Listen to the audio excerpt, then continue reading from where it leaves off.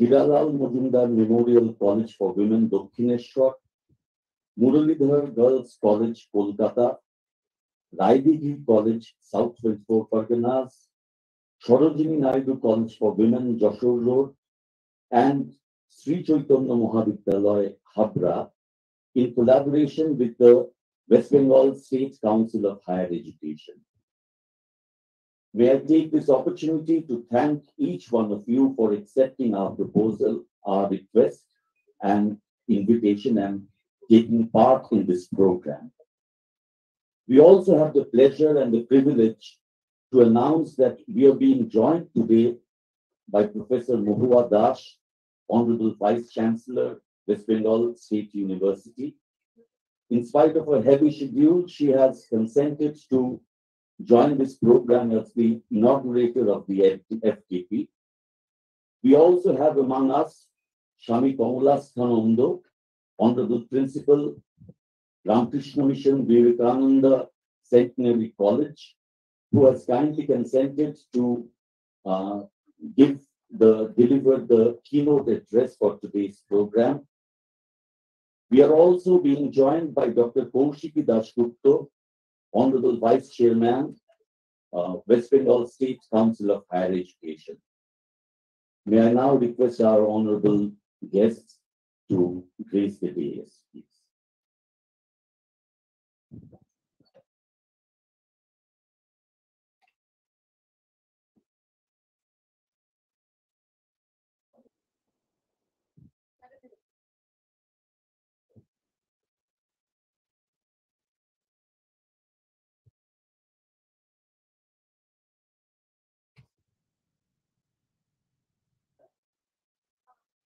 I would now request Dr. Subrata Chatterjee, Principal, Sri Chaitanya Mahavidyalaya, to felicitate Honorable Vice Chancellor Professor Mohua Das with the goodness of greed.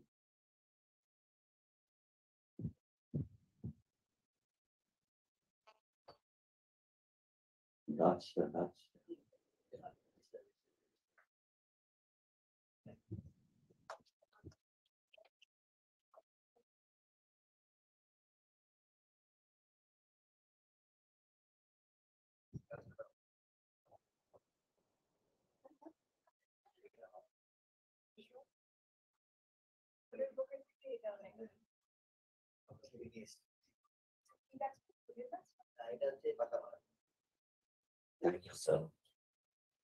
May I now request Dr. Saida Sharikatul Maula Al Qadri, Principal Government Girls General Degree College, to welcome Dr. Kaushiki Dasgupta with a token of appreciation.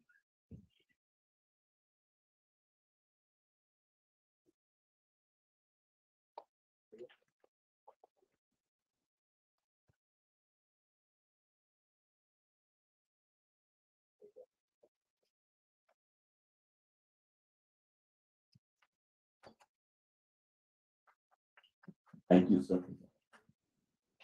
Thank you, madam. I would now request Dr. Shoshobindu Jana, Principal, Raidigi College, to accord a cordial welcome to Shami Kamalasthanam.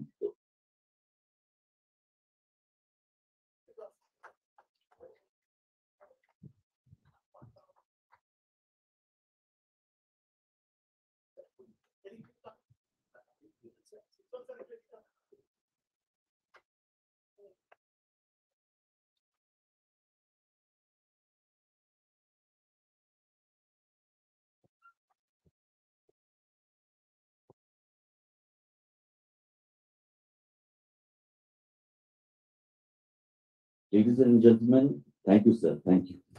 We now request Professor Mohua Das, Honorable Vice Chancellor, West Bengal State University, to inaugurate today's program by watering a plant. I hope she will be accompanied by our honorable guests and the principals of the organizing colleges.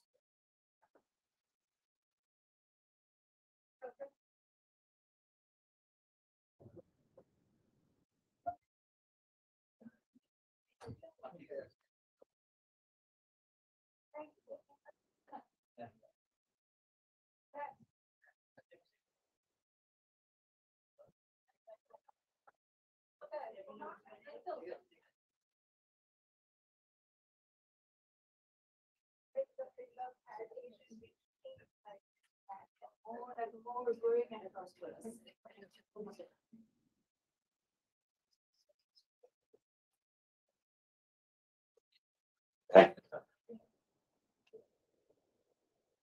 Ladies and gentlemen, I would now request Dr. Shomila De, Principal P&R College, to start it off with her welcome address.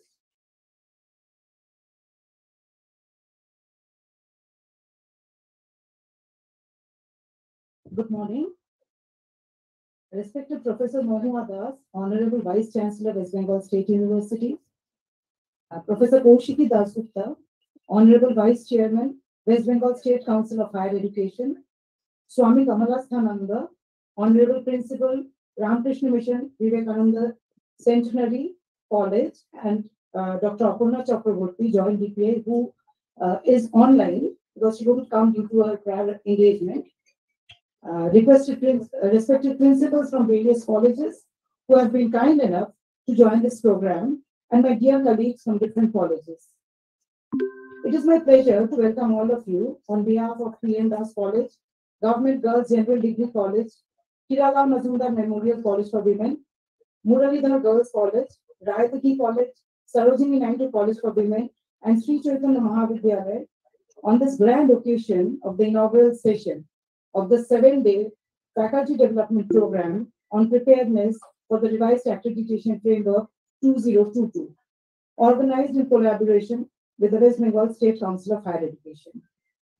This program was envisaged by the 7 organizing institutions in the wake of the publication of revised accreditation framework 2022 with an eye on meeting the challenges and to explore the opportunities arising out of the changes thereof.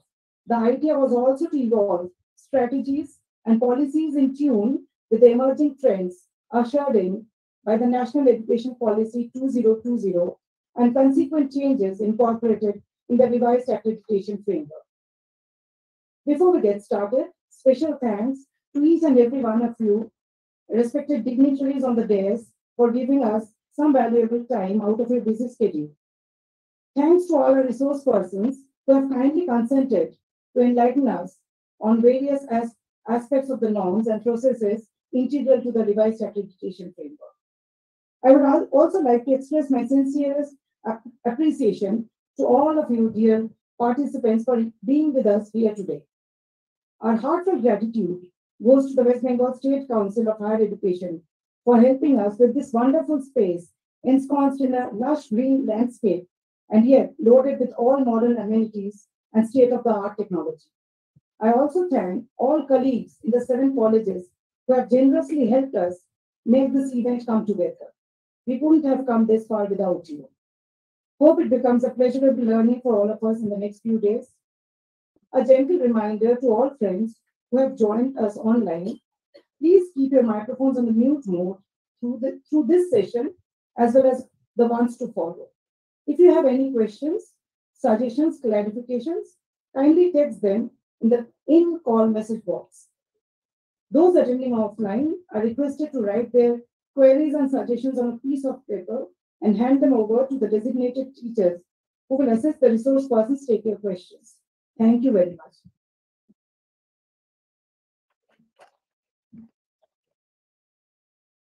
Thank you very much, ma'am. May I now request Dr. Kinjal Bishas, Honorable Principal, Muralidhar Girls College, to place the concept note of this program, of this faculty development program.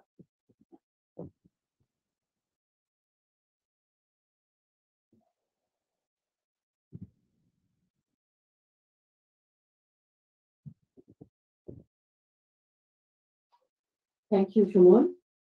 And a very good morning to all of you.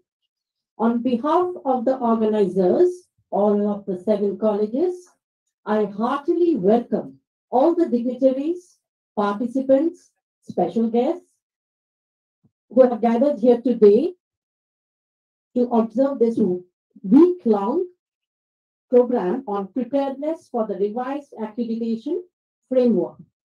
The concept is to look forward to finding ways and means to better our past NAC performances in the context of the revised framework. While the new education policy introduces sweeping changes in the education sector of our country, the entire perspective towards higher education has undergone a sea change. This is also consequently reflected in the changes that NAC has made to its existing framework. Now, in order to tune ourselves with the transforming scenario of the current context, we seek to acquaint ourselves with the rules of the revised accreditation process. This is the purpose that we hope this seminar will serve. Through collaborative cooperation, we will surely find guidance through exchange of each other's knowledge, efforts, and experience. Now, we will have with us today, through online mode, Dr. B.S. Panmudiraj, NAC advisor, whose 3 decades of administrative and academic experience will enlighten us greatly on this path towards self-improvement. This session will be greatly beneficial to us in getting a clearer idea of the technicalities behind the revised framework. Through this seminar, we also greatly look forward to drawing from the experience of the principals who have already faced NAC and under this revised framework and gain an overview of the entire process. The exchange of ideas amongst the principals, IQC coordinators, NAC coordinators, and the participants present here will surely enrich all of us and provide us with a guiding light for the future. Our ultimate aim would be to put into practical use the knowledge we gather from this seminar, as we all know that many actions are theoretically possible, but practically not feasible. The future generations can then enjoy a more well-rounded, holistic educational journey that prepares them for the professional and personal challenges of the world. So I believe. Thank you so much.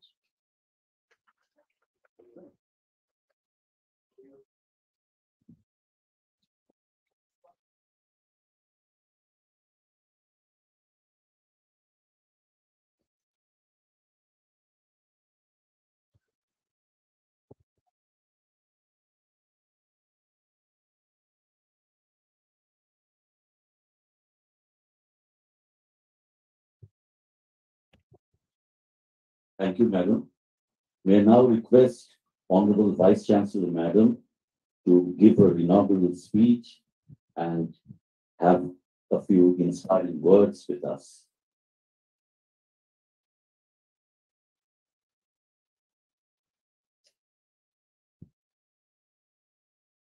Very good afternoon to all of you, my friends, fraternity present here, the organizers, the 5 colleges, consortium of principals, and most honorable, revered Kamalastha Nandaji Maharaj, principal of Raura Ramakrishna Mission. I attended the convocation of last few days back, and my daughter-like Higher Education Council chairperson at a very young age to ascend to the very enlightened throne of education, prestigious seat of education.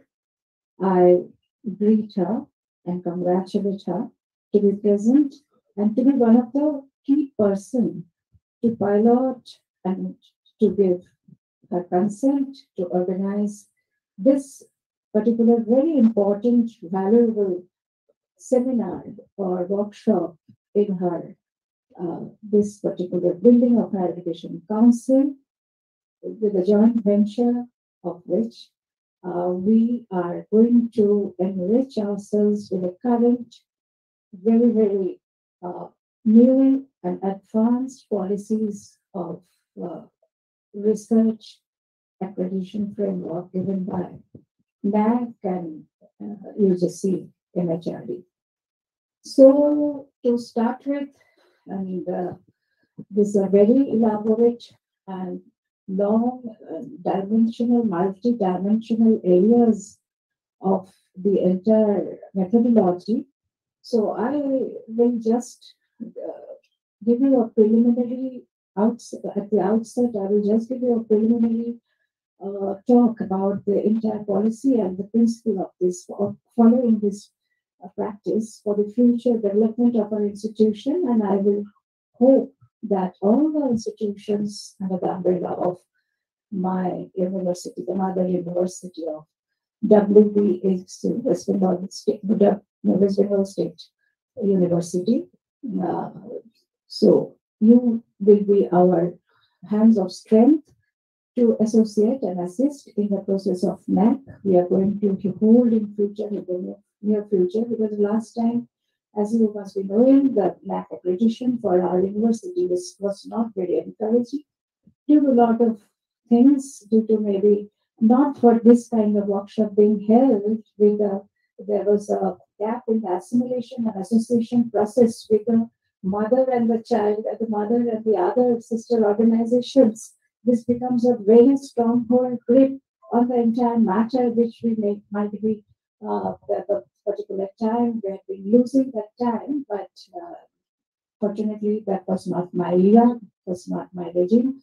After I joined, I tried to get a handful of cooperation from your end, and that's why this becomes very significant for all of us. So to start with, higher education across the globe has witnessed various transformations in the recent years.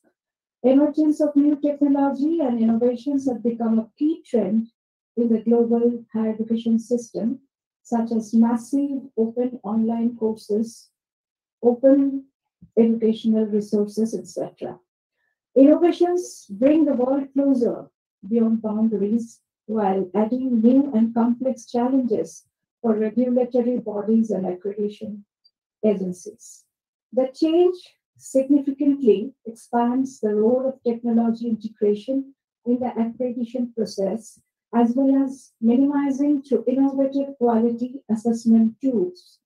This changing context has emphasized the need for framework that would also promote optimal resource utility, improved services, increased flexibility in operations blended with newer technology in present accreditation process. Higher education is known for its massiveness, stands next to China and United States, a third largest HE system in the world with number of higher education institutions.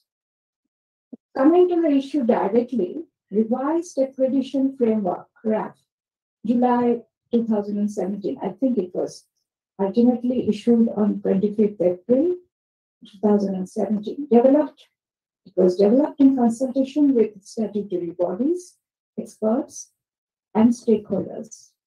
Existing 50 core and desirable indicators, about 200 assessment indicators and questions in manual synthesized. Elaborative process of self-study report, SSR, covers over 300 questions along with departmental inputs were reduced to 140 metrics. Referencing with National Institutional Ranking Framework, NIRF, and international practices, learning from best practices in the international arena like Europe and other regions for features like student satisfaction, survey, alumni engagement, best practices, etc. There are lot of items. And the QIF, the Quality Indication Framework, was ultimately, as I was telling, was issued on between 20th and 30th April 2017. It was finalized. And it developed a partnership with stakeholders, having a distinct focus on data capture for quantitative assessment and process details for qualitative assessment, and is an effort to make the ANA, or the ANA means the assessment and accreditation as you know, process more robust, objective, transparent, and outcome oriented, and to become also stakeholder friendly. This is the ultimate objective of the entire workshop today. And there are lot of itineraries, friends, as I have downloaded from the uh, statute of this policy. I'm not going into the details of the different items because this will be discussed in details in the workshop, and that is why we are here. But the whole process needs, as I want to conclude here, the whole process needs adequate literacy on the part of the higher education institutions and their stakeholders. In this context, I also wholeheartedly thank Dr. Shomila Dey, Honorable Principal of Preparedness College, to conduct such a training workshop, which would be very much helpful to all the related stakeholders to collect, compile, and complete and upload necessary data in this new framework. I also wish a great success of this workshop, which the academics, professionals, and IT experts will have a good quantum of brainstorming for the overall benefit of the related stakeholders.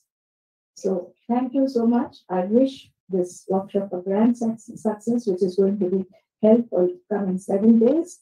And after that, the output which comes will be really playing a model role for the entire district, for the universities, and maybe for the other institutions. Thank you so much.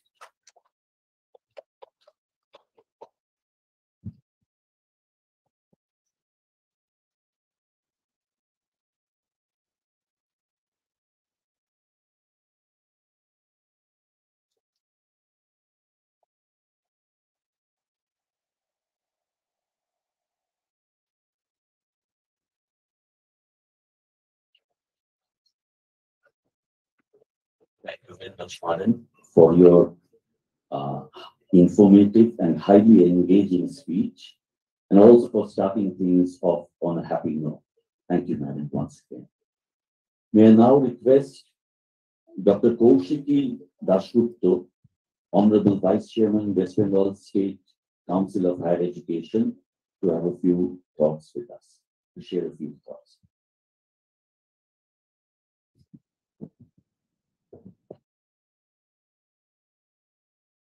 Good afternoon to you all. Respected Shami Kamalas Khanandaji Maharaj, Principal, Rahura Centenary College, Honorable Vice Chancellor, Madam Professor Mohuna Dash, West Bengal State University, Barashat, all the principals of the colleges, those who are organizing this program, the faculty members, colleagues, and my dear students and friends. I think students are not here.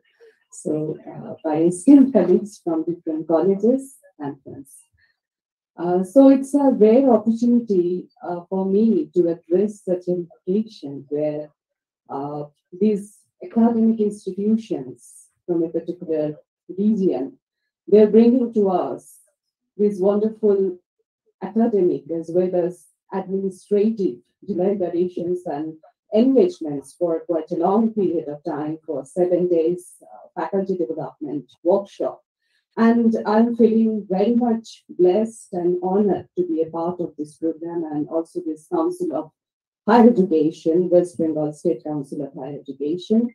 And as you know, this particular body, the apex body working under the Higher Education Department of Government of West Bengal, it is very much keen to determine the standard of education across the state of West Bengal, and they are taking active interest in the promotion of knowledge, dissemination of knowledge, and also the promotion of research excellence in the colleges and the universities. So I think this is our duty and this is our utmost responsibility to promote these programs, such events, with our heartiest collaboration, with our heartiest efforts. And I think it would be a timely initiative from our part to organize such programs that to ensure the academic standard and to ensure the quality of education across these institutions. And as far as Honorable Vice Chancellor Madam, she has already mentioned about the importance of NAP activation process. I'm not going into that because We would have lots of academic sessions, brainstorming, academic deliberations and engagement throughout this week. And I'm very much hopeful that I would get some time to join you. And in spite of that, what I found that nowadays this sort of accreditation model is becoming a bit confusing for some of us because we have changed from the earlier mode to some sort of new metrics has been incorporated, and there are faculty members, especially the assistant professor, the entry-level assistant professor. Somehow they are looking very much perplexed that how to cope up with this new system, how to cope up, how to engage with that new standards of education in a wholehearted manner. So in that capacity, I think this 7-day workshop, this NAT workshop, it would be very much beneficial for them to know the very points, what they were looking into the big manuals on internet or in the statutes of this NAT or the very process which has already been initiated in other institutions. So I think there are a long list of panelists from the central agency as well as from state, and they would help us to enlighten on these issues, but I think we don't have a basic knowledge of.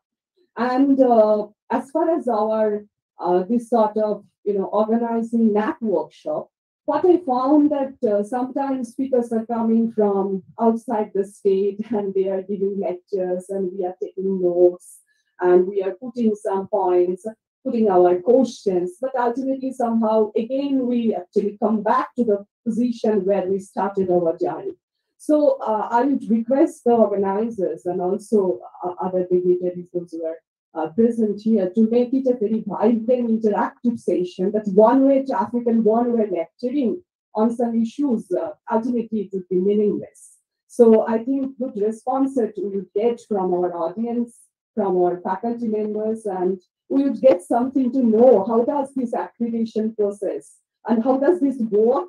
What are the modalities of this accreditation process? What are the papers? What are the issues that are being entertained into the new modalities of this new structure, what the NAT just we have introduced a few years back, I think. So with this particular message, I think let me again congratulate you all for organizing the program. Thank you so much, Principal Madam, Madam Ghosh, Dr. Ghosh, whom I met, and also Dr. Dey.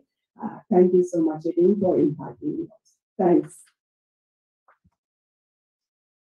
Thank you very much, Madam, for giving us some valuable insights into the policies and strategies of the West Bengal State Higher Education Council, and also for your kind words of inspiration. Ladies and gentlemen, may I now request Honorable Shami Kamalasthananda Maharaj, Principal, Ramakrishna Mission Vivekananda Centenary College, to enlighten us with his keynote address.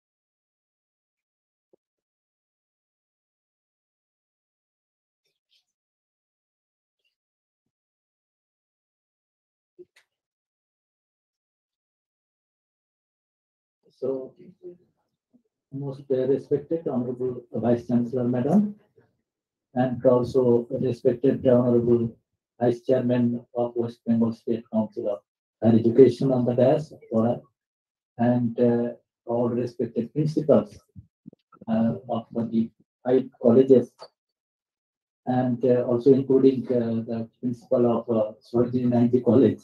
She told me last Saturday that she could not join today because of some unavoidable circumstances.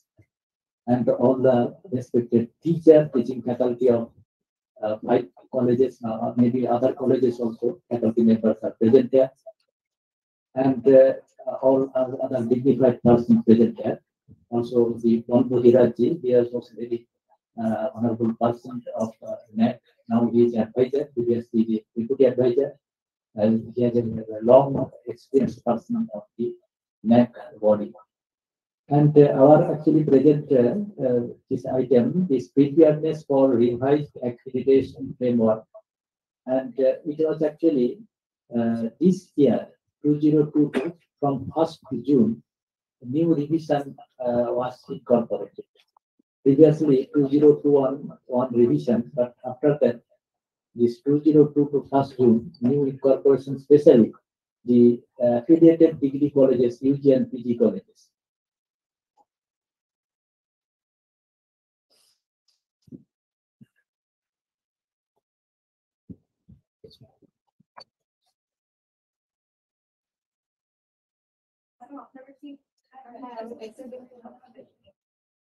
Now, actually, here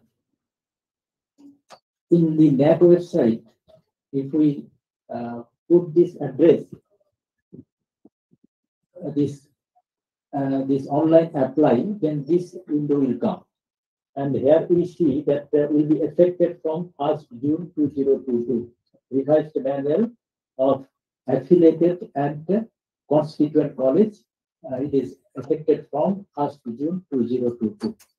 And everybody, I think every college has this portal, NAC portal. Here you have to log in and see through this we can apply this AQR. Now all this AQR also online. And now this AQR, especially 2021 to 2022. This year, actually, this AQR is completely just like SSR. Now, 1 year SSR like. So all parameters, everything, just like 1 year SSR like. So those are applied for this SSR AQR, they easily understand that how the SSR will be, which is comprised for 5 years. And here, actually, the important thing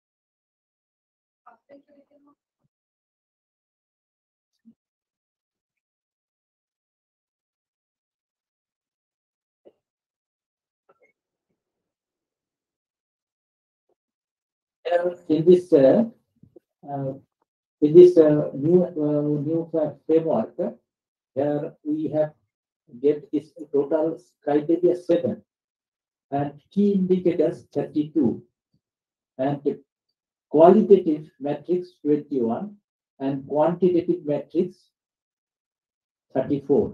So total for this affiliated and constituent college, 55 the total key indicators. And here the first one, just like previous, it is curricular aspects, 100 marks. Highest marks in the academic flexibility and curriculum enrichment. The highest marks in this field.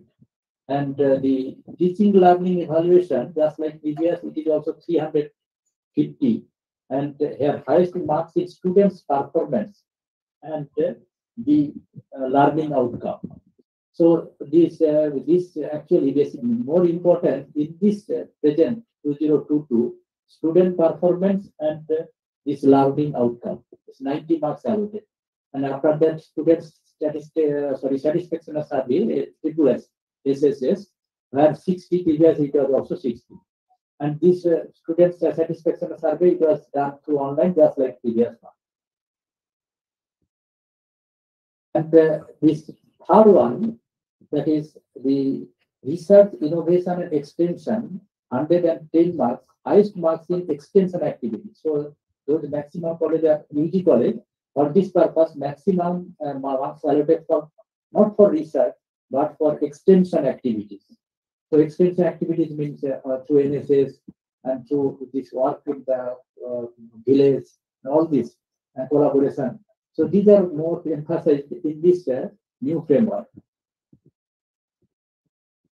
This infrastructure and learning resource, their maximum marks are allotted to physical facilities and infrastructure. Other this maintenance, library, and everything are there, but physical facilities and infrastructure has more emphasized here. Then students support 140, just like previous one. Student support 50 marks, and student participation and activities. Student participation mainly here is sports, other type of cultural activities, all this. Governance, leadership, and management, their maximum marks allotted for faculty empowerment strategy and internal quality assurance cell. Because IQAC role, how this works in the last 5 years. Here, the last one, the institutional values and best practices, institutional values and social responsibilities, 50 marks, and then best practices, 30 marks. So here the more salient points. First, if we want, suppose now we are today or within 7 days, we are determined that after 7 days we go for that. So what we will do? So what we shall do? The first we have to apply for IIQA, Institutional Information for Quality Assessment. The fees also there in this website, 25,000 plus 18% GST. So after putting this, maybe two pages information, and this actually comprises IIQA. And after the confirmation of IIQA, then the SSR will be required to be uploaded to this NAC portal, and it only open for 45 days. 45 days open. Within 45 days, we have to upload all this. So if we think that after 7 days we can go for this NAC, it is not wise because this data is very huge. Each parameters, suppose this 55 key indicators, and each indicators have each indicators are about 1 or 2 questions. So about 115 or 20 questions depending upon UG and PG course. So all these questions require huge data. So if we think that after 7 days we can start, so it is not wise. So we homework, first we download the PDF or WAR file of the total this NAC manual, and then according to their question we start the preparation of the document, and these documents should have to be printed out and should be signed by the competent authority, head of the institution or the vice chancellor or other bodies, and then we can ready for this uploading all this. Then here important change is the previous this 2021 the quantitative marks 70%. Now it is reduced to 62%. So 8% reduced the quantitative marks, and it goes to qualitative, that is the peer team visit. So there's so many complaints are coming that so many reports are actually validated through this quantitative, but peer team when they visit they are all academicians, they could not find out all this.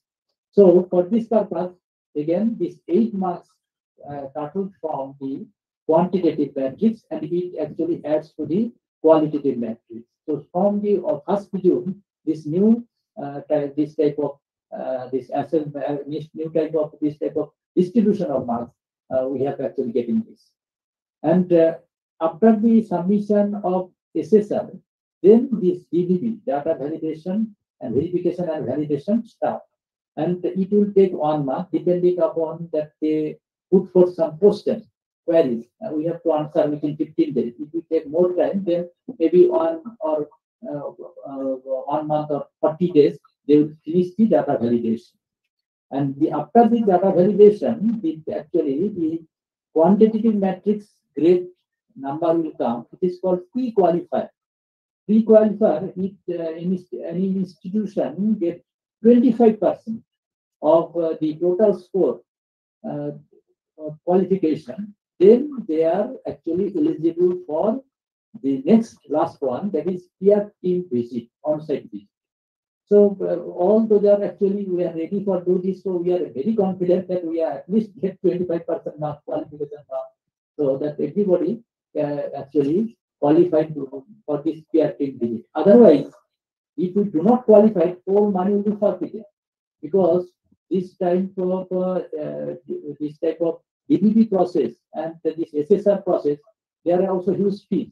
And now actually fees reduced to 1.5 lakhs, previously 1.85 with tax. So this all money will be done. Again, we have to start from the IIPA. So we are very much confident that we are qualifying 25%. Then actually PRT will come.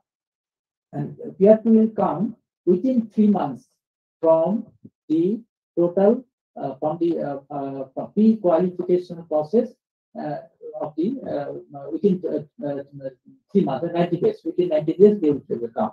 So approximately whole process within 5.5 months, it will be finished.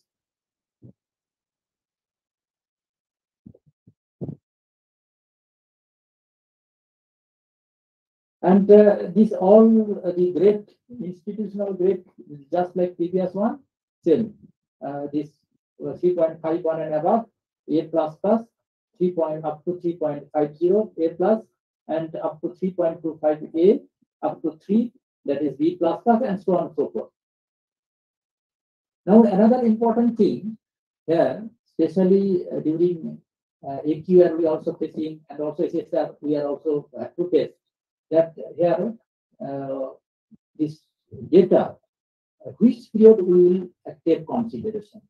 Here first, actually, if we think the financial matter, then the financial year started from 1st April to 31st March. Any financial matter, suppose that is salary or maintenance grant or other purpose, then this year will be 1st April to 31st March of the preceding year. And if it is the publication related matter of this teacher, teaching faculty, then it is the calendar year, that is 1st January to 31st December of the preceding year, this academic year. And other metrics, apart from other students' data or other data, for this purpose, academic year, that is July to June, what actually we think.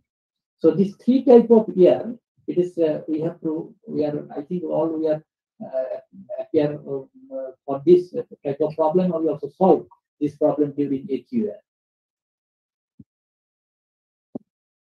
During self-study report, here on incorporation, just like previous first one, executive summary, we have to write in this our portal. We log in HEI portal, and there if we submit this SSR, this online page will come. This executive summary we have to write. Then the profile of the institution we have to write. Then third one, this is incorporated from 1st June 2022. That is institutional preparedness for any compulsion. It's all university, college, autonomous college, they have incorporated this item from 2022. Then the extended profile of the institution, it is just like previous one, and qualitative indicator framework QIF, it is also just like previous one. Just I am now mentioning the new thing, the institutional preparedness for anything. Description in maximum 500 words. Here, the 6 points they have mentioned, and each point there are some questions also. So we have to write all the answer of the question, and this words would be 500. The first, multidisciplinary and interdisciplinary. The institutional approach to multidisciplinary and interdisciplinary. So what is the approach and what the institution think? They actually just write this.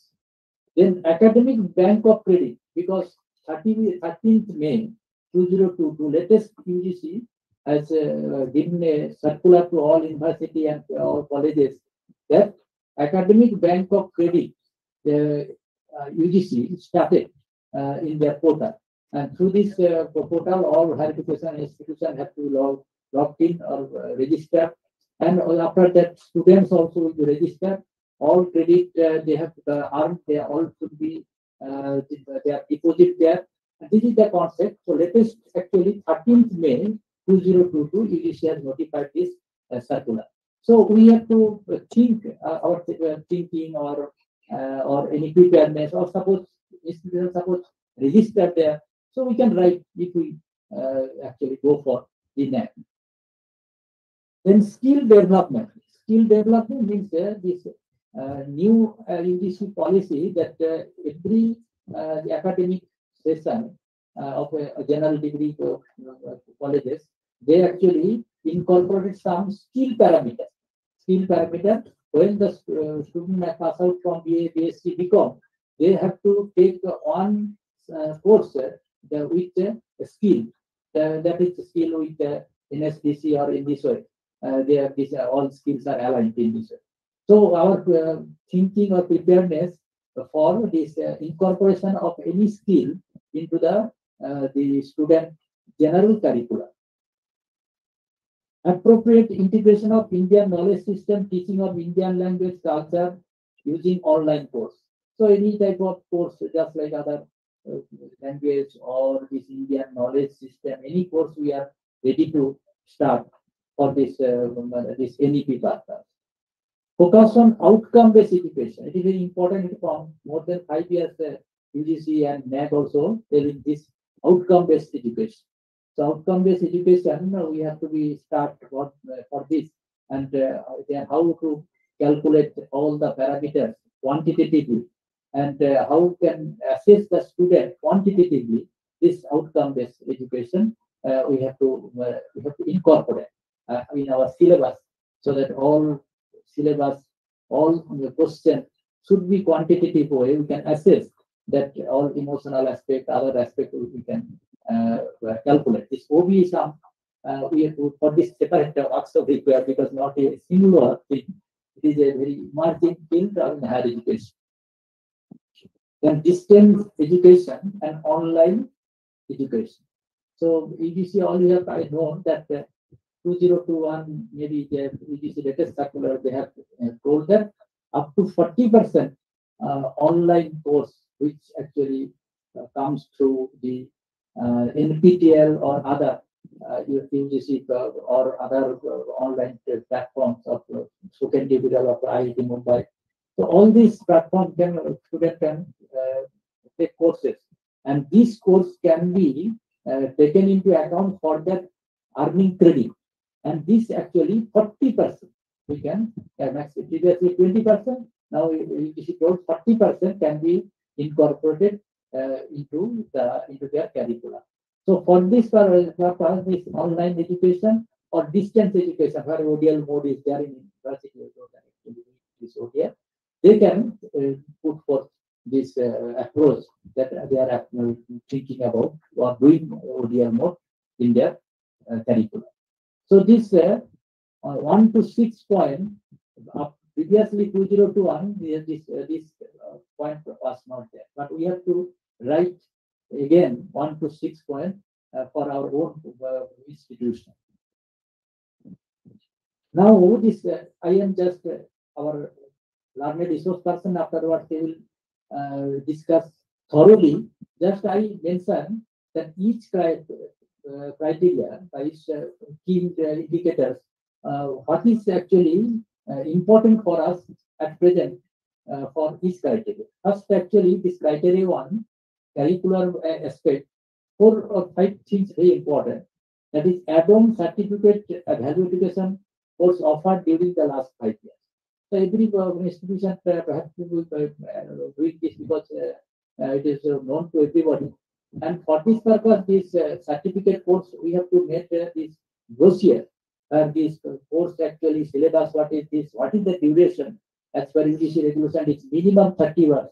So we do not put all courses 30 hours. Then it is manipulation because minimum 30 hours. So some courses 35, some maybe 40, some maybe 36. So in this way, we can put all this brochure.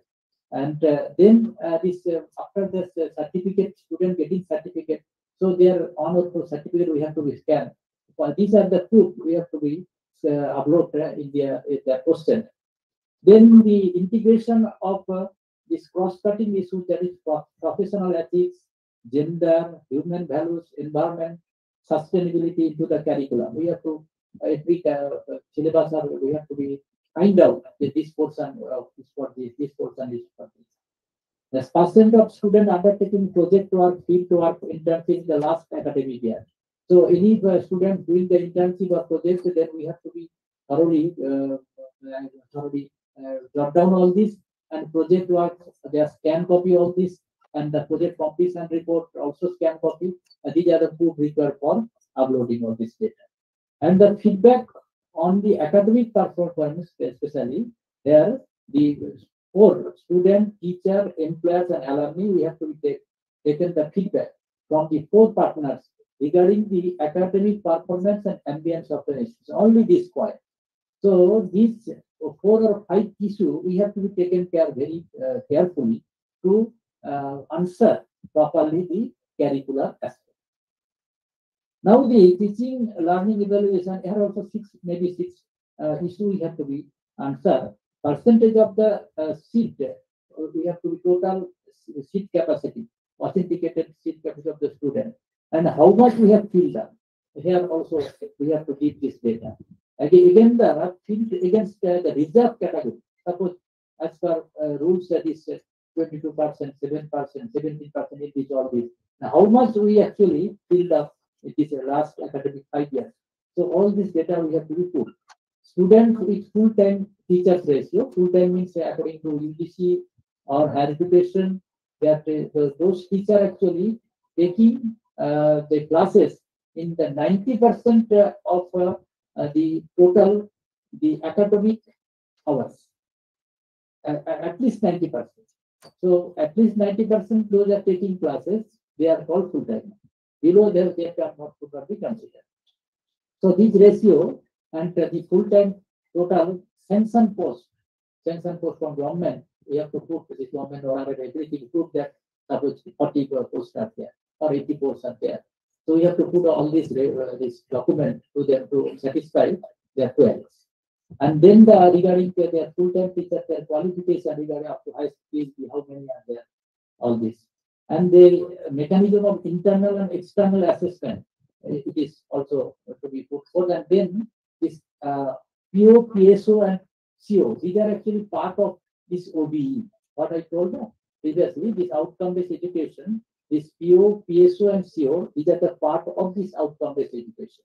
So we are category they are asking this CO and POs or PSO, these are all framed by the institution, and it was also uploaded their website or not. That before admitted to an institution, students or guardians, they can easily go through all this. That their course is like this, their course outcome is, program outcome is this, program specific outcome, all this. They can easily get this their queries, and after that they get admitted their work. Then online student satisfaction survey regarding the teaching learning process. Here we have to put the data as per their guidelines. We have to put the data of all students, 50% of the student. 50% of the student we have to put the data, and now maybe sometimes they are telling that all students also sometimes or depending upon the students there. So we have to put the data, and they send the link to their email ID, and there's 20 plus 1, 21 questions in their email ID they will get and they will answer. And this is actually, I told you that is 60% marks. Now the research innovation extension, grant received from government, non-government agency, they have just like previous one. Number of workshops, seminar, conference in research methodology, IPS and entrepreneurship. Last 5 years we have to do this. Number of research papers published in the peer-reviewed journal or group of chapter published by the this faculty member. Extension activities of neighboring communities in the last 5 years. It is very important because their maximum marks are there. And award recognition received for extension activity. For so many awards, suppose NSS, many awards are there. And also the collaboration linkage for faculty member for internship, field trip, online job, and this research work last 5 years. Collaboration work there also very important. So this 110 marks allotted in this field, but the maximum marks actually this extension activities. Where, so if we get the maximum marks, so we have to very much focus upon the extension activities. And other there the marks are 10, 20, 15 in this. Now the infrastructure and learning 100 marks, the percentage of expenditure excluding salary for infrastructure augmentation during last 5 years. So from the balance sheet 5 years, we can get this library management system. Where this e-resource amount spent for purchase of books, journal, and part use of library. It is maybe offline or online, but it is very much data we should be kept because they want the data. If we offline, we have to scan the all records, all football, both staff members and students every day, and they actually ask maybe 1 month or 7 days consecutive full data, and from this they are actually get the answer. Institution frequently update IT facilities. Their band to its internet facility. They are asking maximum number is up to 50 Mbps. Percentage of expenditure incurred on maintenance of infrastructure, physical and academic support, excluding salary. All these actually comes from the balance sheet of the last 5 years. Student support. Here, percentage of the student benefited scholarship received by the government and non-government agencies. All the scholarship are getting many scholarship from our state government, and also some very good students getting scholarship from Inspire and other like central government. All this data required, and also the scholarship is awarded by the institution. Scholarship awarded by the institution also there incorporated. Capacity building and skill enhancement initiative taken by the institution regarding soft skill, language and communication skills, life skills. All these things with the data required because what course we have incorporated for students, all these stuff. Percentage student benefited by guidance for competitive examination and career counseling offered by the institution last 5 years. Any this program we have done through this career counseling, then we have to put this data. How many benefited? How many students take this course and how many benefited? Benefited means how many got this job. Suppose that is WBCS. So how many got the WBCS in examination? Percentage of placement of outgoing students and students progression to higher education in the last 5 years. So students actually after pass out, they have 2 opportunities. There is placement and this progression to higher study. So we have to keep this. I think all we have kept this record. We have to put this record on the website. Then the number of awards, medals for outstanding performance in sports, cultural event, here university, state, national, international. So this award from university to up to international, any type of award can be accounted for here. And this alumni association, there is the alumni association, and not only alumni association, that contribution. Presence of alumni association on number, but contribution of the alumni association to the institution. They are suppose up to 5 lakhs or so 11 lakhs highest marks. Up to 11 lakhs highest marks they will get. Then the governance, leadership and management. The functioning of the institutional body is effective, efficient, visible, all these things, service ruler, all these following, all these things, these are just like previous one. Institution has effective welfare measure for performance appraisal system, teaching and non-teaching, just like previous one. Percentage of teacher provided with financial support to attend conference workshop towards membership of professional body. Here also maybe 20 marks are there. That is the participation of the students, the faculty member to the conference and workshop and the membership fee. Institution providing all the seed money. Then the percentage of teaching and non-teaching staff participating in the FDP program for professional development this last 5 years, this data. Institution has strategies for mobilization and optional utilization of resources. That is mobilization of funds, how the institution mobilize the fund from, so that effectively they can utilize all the funds. And this IPSC contribution significantly in the last 5 years. How the strategy, how the total plan they have planned, and how the action they have actually done during this last financial year or last academic year. So the plan taken and the action so far they have done. So this type of, I think, AQL, all this didn't only that. So we last 5 years we have jotted down all data and put them. And this institutional values and best practice, just like previous one, institution has facilities just like alternative energy source, energy conservation measure, management of various types of degradable, non-degradable waste, water conservation, green campus initiative, just like previous one. And disabled friendly barrier free environment, all this data I think we have. Quality audit is environment energy undertaken by the institution. That is energy audit, green audit, and this type of environmental audit we have to do, done. So through competent authority, and their report and their actually the details report and their sheet that they are this institution accredited or by this type of body. Maybe so many ISO organizations are there. So they are actually very ISO. They are actually doing all this type of audit, green audit or environmental audit.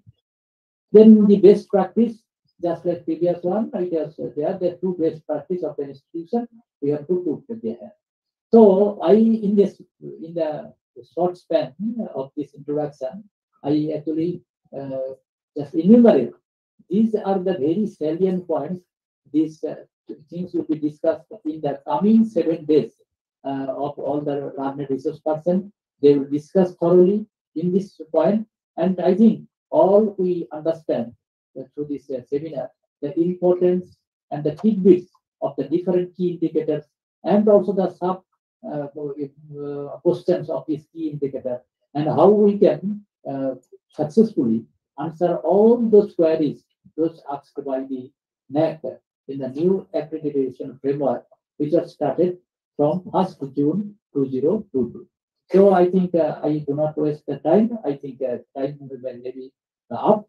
So with these few words, I once again thanks everybody for very patient hearing, and also I express my gratitude to the organizers for inviting me in this seminar, and also give the opportunity for present my ideas regarding this revised framework. Thank you all of you. Thank you.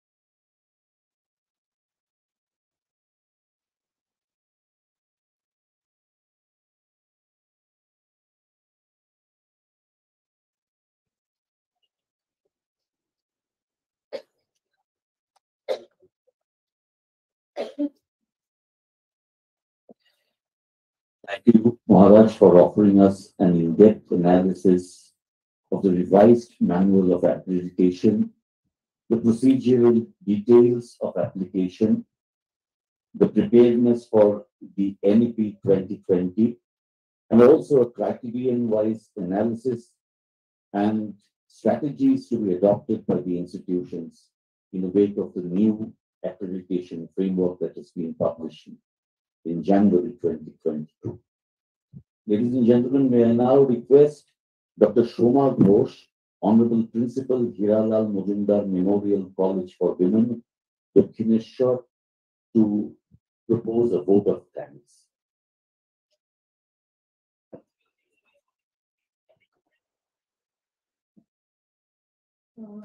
It is indeed an honor and a proud privilege for me to convey vote of thanks. But before I go for formal vote of thanks, may I request our Honorable Vice Chancellor, Dr. Professor Mohua Das, to say something about a new proposal which she just uttered. May I, Madam, please?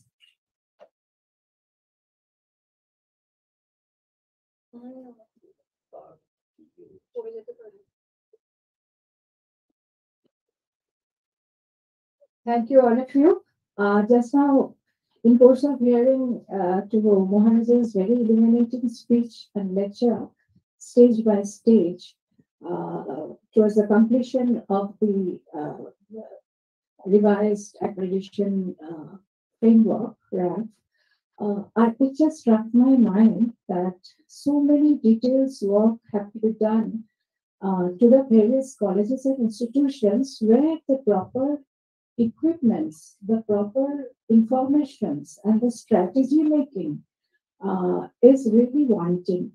Actually, we cannot coordinate it on behalf of the principal. We cannot coordinate it with the NAC coordinator being alone in the entire adventure. And there are very few supporting hands to assist he or she to implement the entire framework. This was my experience while I was the principal of Bambajal Women's College. There are few people who come forward to assist the college to uphold the grade and so on and so forth. So I just was discussing with Shoma that this session will be very much contributory and highlighting session for the coming back to 2022 January. For the institutions who are making their strategies to conduct NAC visit this year, coming session. But there are a lot of new things, new introductions, and things which cannot be meted out by the college. They are not under the scope of their parameters, and there are scopes for collaboration and maybe tie-ups with different institutions. And here, on behalf of WBSU, my proposal is, rather my suggestion is up to you to accept or not, that there are some of the very colleges who are taking the initiative, the initiator colleges. Another maybe the guidance of Maharaj, who's got a very professional team. So we can actually complement and supplement our necessary criteria. Because sometimes maybe in some of the points, some of the criteria, the clauses and conditions we cannot meet up. From our end, our college doesn't permit it. There is no experience, no exposure of it. Then we can tie up with other institutions, even with the university. There should be ample scope to collaborate with the university and college-to-college tie-ups and collaboration in that particular field to feed the gap, The gap feeding formula is very much necessary because every stage there is a point. There's a point to be noted which will be counted in the accreditation process. And without the proper accreditation, we are nowhere. It's a very much prestigious thing when we fail to get even B++ in a ranking method. And as we have observed in the present day situation, the ranks are gradually coming down, deteriorating. Even the Vidyasagar University, which got A this time, this has got B++. And by way of that, we, the Women's College, which I am a principal, stayed on leave, we have lost the distance education program, which was going to be held under them for a continuous 4 or 5 years. We are doing that, and this year it has been, we have been said that it's expanded. So this is the situation we are going. There is a financial loss. This is a prestige loss, emotional upsetting of the students, everything, teachers. So why don't we join hand in hand with one another and to feed and complement the gaps we are therein and there to embrace the entire district of Chobish Pargana with the teachers and higher education institutions. And Shukatu is our this PC member, Executive Council member. So we request, and there's an appeal from my end, that please join our hands with one another, and what I don't have and you have, let us exchange our programs and let us feed the data each other so that it matches in the criteria and it gets uploaded in the NAC this thing, a calendar, and we get the proper scoring.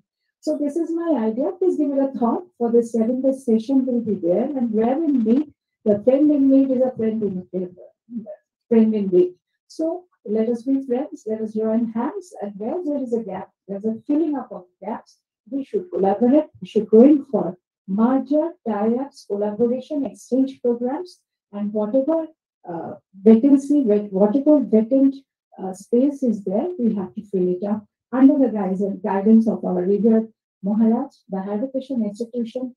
She is always here to give us entire support to hold this type of program. And Shoma, I was talking with her, the valedictory session, she's going to announce the initiators. There should be a team of initiator of this particular program to boost it up towards forward. It's a futuristic vision that we are going to take. So Shoma will be announcing on the valedictory date that what will be the exact nature of the program. I'm always there, and I think Kaushiki will always give her supporting hand to us. And let us be envisioning a very prosperous and future enriched North Chobbish Pargana district institutions, as well as the colleges, as well as the our mother institution, the university, going very far in the level of grade of higher education, in a very noteworthy position in West Bengal. Thank you so much. This was just my appeal. Thank you. Just give a big hand to our Honorable Vice Chancellor for such a wonderful proposal, because these days are days of collaboration, and we cannot do anything all alone. So we must join hands with the hands of others so as to excel in every sector. And this is the first part of formal vote of thanks, which is, I think, that the most difficult part of the program, because no vote of thanks is enough to say thank you either to Maharaj or West Bengal State Council of Higher Education Vice Chairman Academic Professor Kaushiki Dasgupta, or to our Honorable Vice Chancellor Professor Mohammed. And so far, I think that first, perhaps this sort of collaborative endeavor is the first time of its type where 7 colleges, that is P.N. Das College, Government Girls General Degree College, Raidiki College, Hiralal Mazumdar Memorial College for Women, Sarojini Naidu College for Women, Muralidhar Girls College, Sri Chaitanya Mahavidyalaya, join hands together, and West Bengal State Council of Higher Education has extended all sort of support to these 7 principals. And on behalf of all these 7 colleges, principals, NAP, and IQC coordinators, all the faculty members, I really wish to express my gratitude to Professor Kaushiki Dasgupta, who has extended not only physical support, but also by her motivational speech has charged us for the rest of the days. Thank you, Madam. Hope that we'll be blessed to have your cooperation in future as well. Yeah. Thank you so much, Madam. I must express my gratitude to Professor Kamalas Kananda Maharaj, who was really delivering a motivational lecture. Not only that, he touched upon all the criteria, needs and essentials of all the criteria, the scoring categories, and hope Kamalas Kananda Maharaj will enlighten us in this way in future as well. And as our Honorable Vice Chancellor proposed, that we'll be organizing another one, perhaps in the month of November. I will tell about it finally on 26th, the venue of which will be Bilal Al-Mazumdar Memorial College for Women. And I request Maharaj again to grace the occasion with your illuminating resource person deliberations. Thank you for the today, sir. And no words is enough to express our gratitude to our Honorable Vice Chancellor, Professor Dr. Mohua Das, who has always been a resource with full of ideas. A dynamic Vice Chancellor like Professor Mohua Das is rare to be present in the Indian universities. So I'm really thankful to Madam Das that she has not only dressed the occasion today, but also has come out with another proposal of organizing such a handsome training for the colleges, especially the NAC coordinators and IQC coordinators. She suggested that they must take the effort to organize such workshop. Thank you, Madam. And last but not the least, I must thank all the participants whose presence are like prizes for us. Thank you, everyone, every principal, and every IPC coordinator, every faculty members, and of course, I must thank the staff and members associated with West Bengal State Council of Higher Education, without whose active help this program would not have been possible. With that short note, this first session, I will declare this first session to end here, and I'll like to hand it over to Mr. Shuman.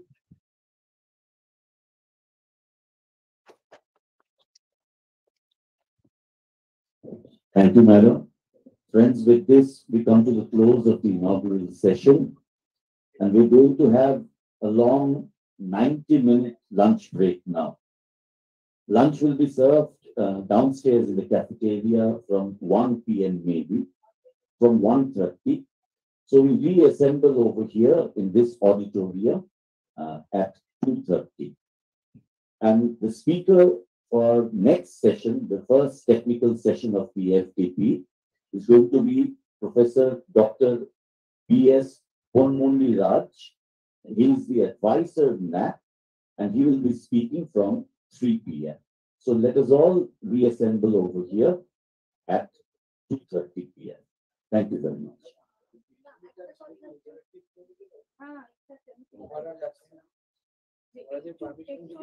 Interactive হলে ভালো হয় মানে So we're going to have an interactive session from 2:30 p.m. from now. Okay.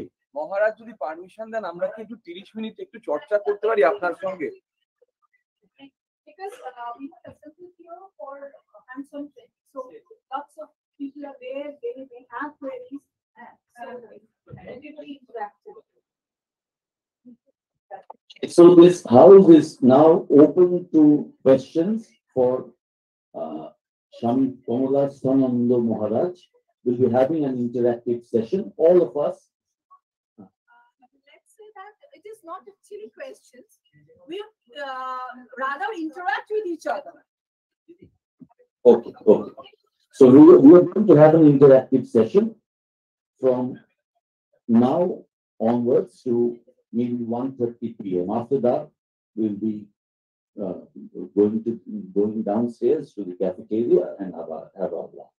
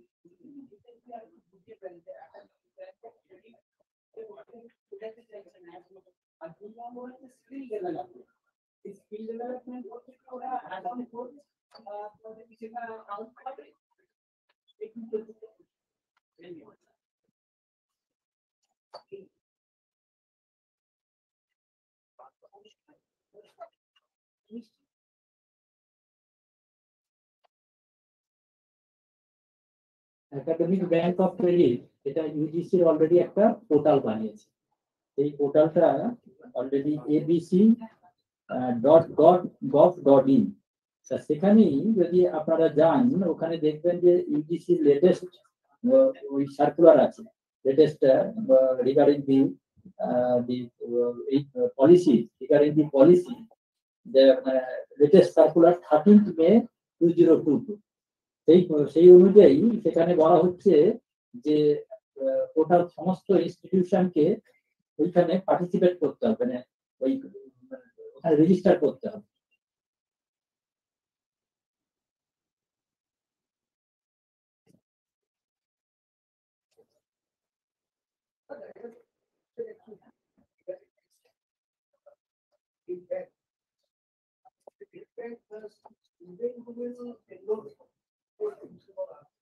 First institution enroll করে।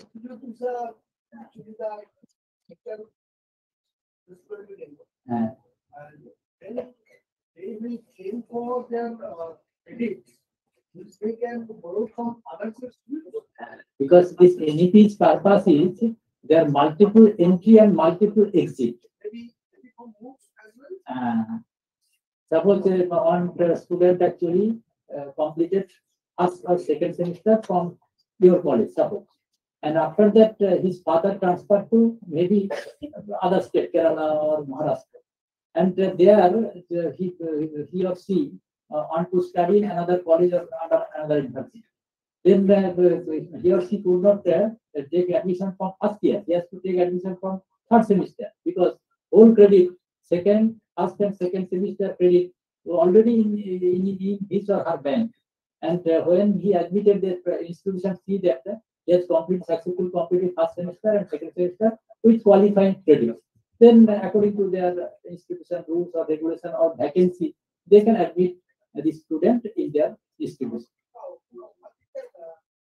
As I actually go, they are initially planned for, it would be for 6 months. On board in the other universities, maybe in the accreditation, because AICT, at that time I was a nodal officer for NIT Rural. That initiative is the planning for that. Our students will go for different universities and do their 6 months course. And after the 6 months course work, if they have done the sufficiently, because this university will not give you the certificate. That's why their credit point should be transferred in our central system, where it will be reflected. Because they are absent from 6 months from my institute. They go to the different universities to acquire the 6 months course. This course transferred to be our one data bank. The credit bank. Yes. Initially, Yes. Here option is there for certificate up to 6 months. now this credit point will be reflected. This is so many. What you are told is also, these are many types of student flexibility. Student can take anything from anywhere. For this purpose, this credit bank. It actually started in 2015 and gradually it started this program nowadays. But it is initiated in 2015-16, and as I know, the planning was that if the student will move to other universities for 6 months of coursework, then this okay. This is the AICT actually previously started, and now the all general degree college under UGC, they are planning to do according to NEP. And yes, and here also this online and ODL mode also incorporated. So without this credit bank, this cannot be taken care of. Now the MOOCs credit point also included. Yes, 40%. I told you that 40% as per EBC regulation. Yeah, at least 40% student can accumulate from MOOCs. And they can achieve the honors also. Yes, can I? The degree is suppose in our graduation course is already the honors course and but in the engineering course that's not they get the honors. But if they can score from MOOCs the 40%, they will be able to get the honors. Yes, yes. And this So 40. is this the bank is same as that? Yes, yes. Bank he has multiple opportunities for this purpose, not a single purpose. Multiple opportunities which also not can be ventured today. Maybe tomorrow will come, so that student can be very easy to get his certificates or diploma or the total course completion certificate, whatever it is. Degree awarding certificate. Everything can be done this through this accreditation. Sir, one question is in my mind. And on that degree, is Parent University is going to give the degree certificate? Actually, this year, if 1 year, if suppose certain student 1 year get 2 semester completed from one university, and then he or she left, then actually he or she get the certificate from this university, that is certificate, because 1 year completed. If he or she completed 2 years, then diploma, and then 3 years, then this actually the graduation degree, and now this NEP, again this 4th year will come for research purpose, and this is for entry for the masters. The students actually want to enter for the masters, then he completed the 4 years. All courses combined in the 4 years. Yes, there are no questions of any.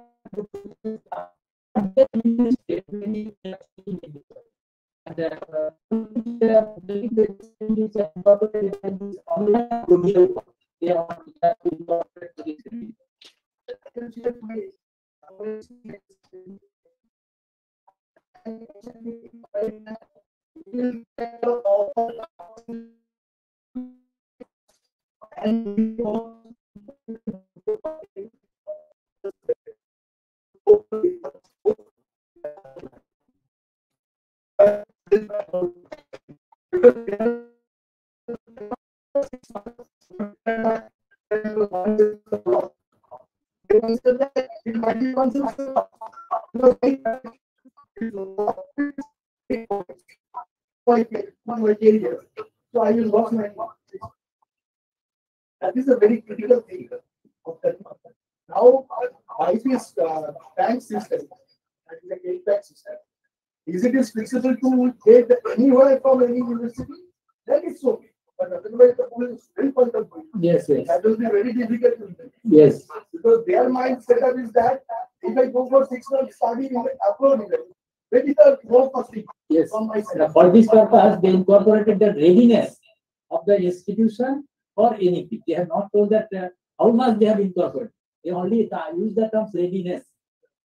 Only theoretical, not their quantitative. Preparedness করছি আমরা আকারের যে latest ফরম্যাটটা দেখলাম সেখানে স্টুডেন্টদের ডিটেইলটা চাইছি সমস্ত student detail আমরা যেটা আকারের পুরনো ফরম্যাট করেছি সেটাই স্টুডেন্টদের কিসের স্টুডেন্টদের ডিটেইল চাইছে ধরুন আমি চাকরির ক্ষেত্রে বলছি যে আমার চাকরির ক্ষেত্রে 5 পয়েন্টে কত মেয়ে চাকরি পেয়েছে বা কত ছেলে চাকরি পেয়েছে সেটা ক্রাইটেরিয়া 5 এ আমরা ডিজিট দিলাম যে 59 জন পেয়েছে 100 জন পেয়েছে সেটা এখন বলছে যেটা নতুন আকারের ফরম্যাট যেটা সেখানে বলছে যে তুমি নাম দাও কোন কোম্পানিতে পেয়েছে সেই ডিটেইলটা দাও এখন যখন আমরা এসএসআর করি সেই এসএসআর এর তো সেম ফরম্যাটটাই দিচ্ছে যেটা আকারের লেটেস্ট আছে তাহলে আমি পুরোনোটা যেগুলো করেছে 5 বছরের যখন অ্যাকুমুলেট করছি ধরুন 16 17 17 18 19 এই 4 বছরের আমি কি করে সেই ডেটাটা এখন আবার তৈরি করবো? হ্যাঁ, এখন তো সেটা হচ্ছে কি, তখন ওরা অলরেডি ধরে রেখেছে যে আপনারা ডাটাটা ক্যাপচার করেছে।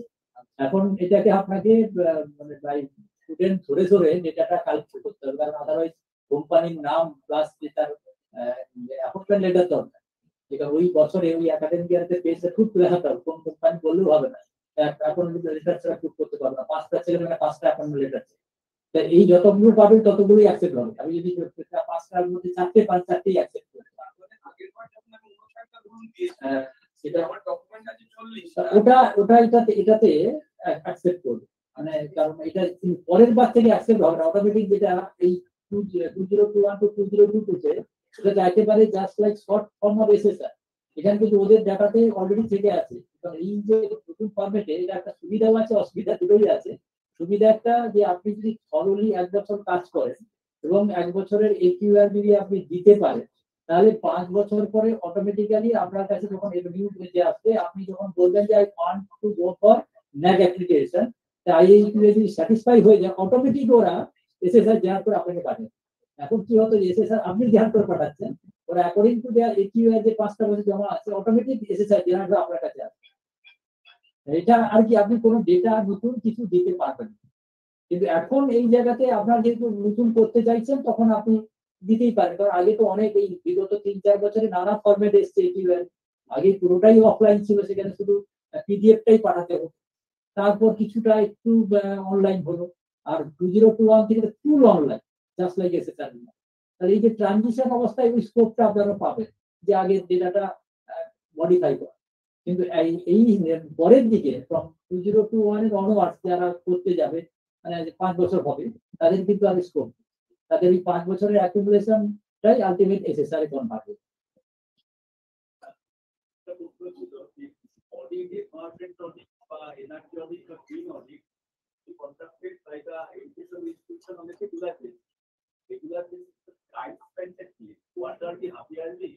ওটাতে আপনার কি রেগুলার বেসিস মিনস যে আপনি ধরুন কথার কথা গত বছর একটা করেছেন, যেমন কোনো কোম্পানি থেকে এবং সাধারণত সেখানে 1 বছর ভ্যালিডিটি থাকে।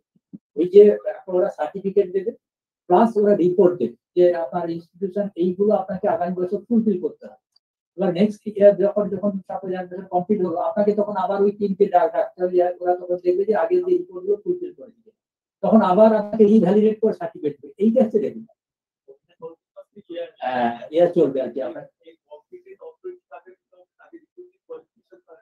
এটা সাধারণত এরকম বড় আইএসও কোম্পানি থাকে যারা ওইসব, তাদের লাইসেন্স আছে, এনভায়রনমেন্টাল অডিটে, এনার্জি অডিটে, তাদের নিজস্ব লাইসেন্স গভর্নমেন্ট থেকে আছে, তারা কিন্তু কম্পিটেন্ট।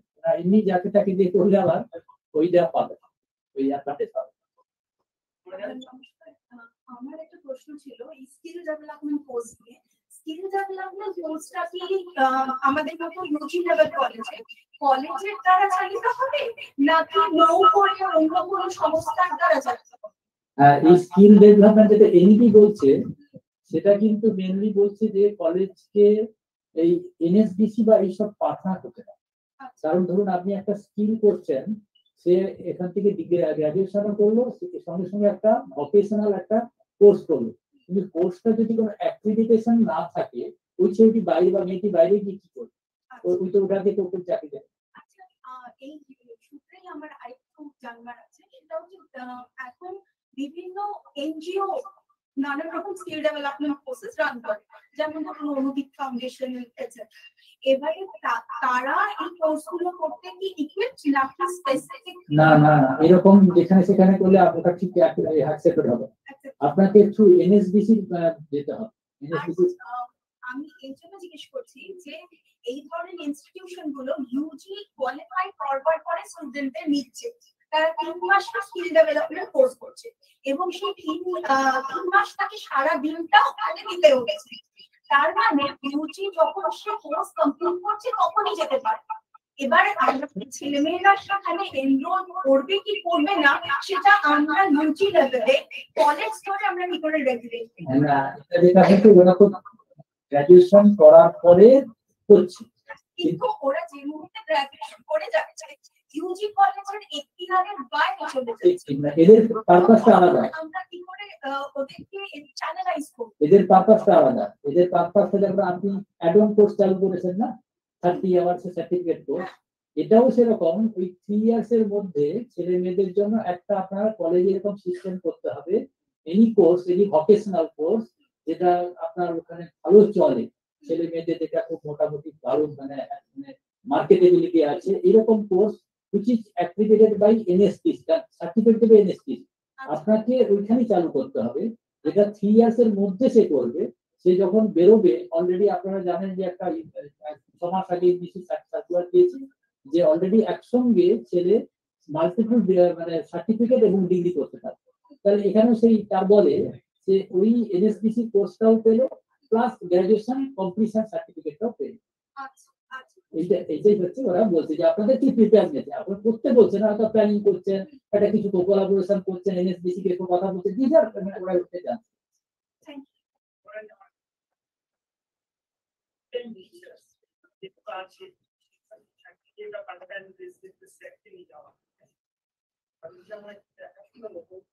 এখন এই যে দেখানো ব্যাপারটা একটা টেকনিক্যাল ব্যাপার। এখানে যদি দেখান আপনাকে দেখাতে হবে ও about at least 90% academic year present আছে। সেকেন্ড কথা যে ওর যে আপনি যেহেতু ভ্যালিড অ্যাপয়েন্টমেন্ট আছে সেখানে আপনি বলতে পারেন যে ওর মানে সিট আপনার আছে, সেটা গভর্নমেন্টের কাছ থেকে একটা সিট দেখাতে গেল, কিন্তু আপনাকে মানে এটা দেখাতে হবে 90% at least 90% সে কলেজ যে খোলা আছে 90% ডেজ সে প্রেজেন্ট এন্ড টেকিং ক্লাস। না সে তো আপনি ধরুন সেটা তো হবে ক্যাসেট যেমন হয় না, ক্যাসেটে আপনার কলেজ যে কদিন খোলা আছে এবং প্রিন্সিপাল ডেক্লারেশন হয় যেমন প্রুফ থাকবে, তো প্রুফ সেই প্রুফ যখন আগের পর চাইবে সেটার জন্য আমরা দিতে পারি। মানে ধরুন ক্যাসের ক্ষেত্রে কোনো অসুবিধা নেই, এভরিথিং ইজ যা থাকলে আমি দিতে আমাদের দিয়েছে।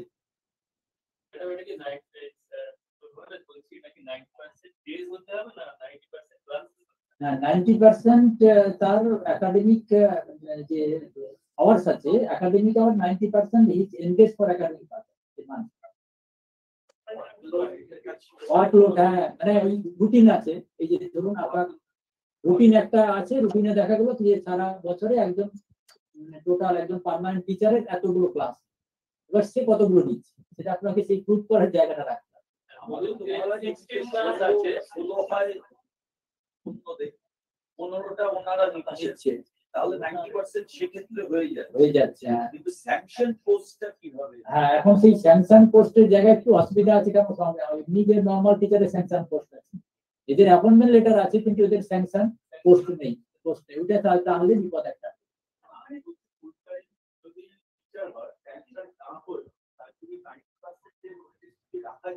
সেটা তখন আপনার ম্যানেজমেন্টে মানে অ্যাপয়েন্টমেন্টে টিচার করতে হবে, ম্যানেজমেন্ট অ্যাপয়েন্ট এই টিচার করেছে তার পোস্ট এইরকম হয়েছে, সেটা একটা গভর্নিং বডি সেটা একটা আনতে হবে যে এই 3টে পোস্ট টিচিং, 3টে post non teaching by approved by the governing body, সেটা এরকম সব ওই ফরম্যাট আনতে হবে।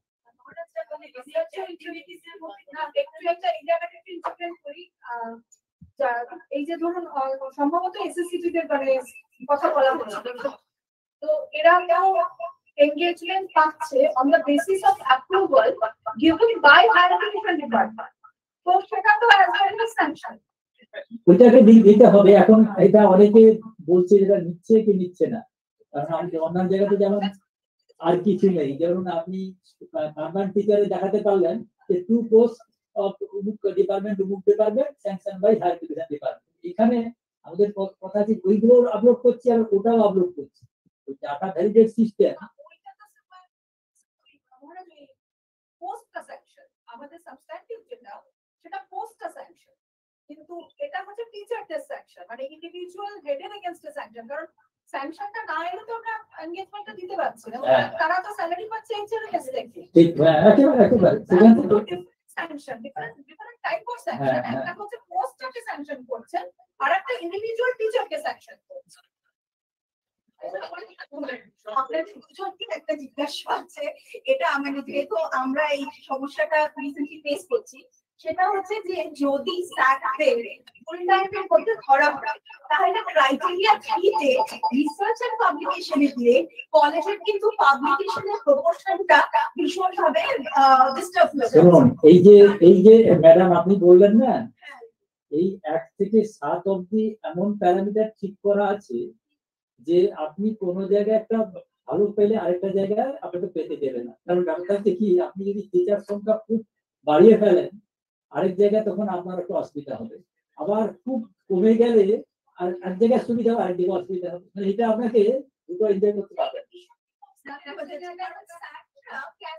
ওদের তাগিদ নেই, তো ওনারা কি করছেন, ততটা একটা বলছেন যে স্টুডেন্ট টিচার রেশিও দেখাবেন, আপনি যদি স্যাকদের ফুল টাইম না দেখান ওইখানটা মানে ক্রাইটেরিয়া 1 2 তে কিন্তু সাংঘাতিক মার্ক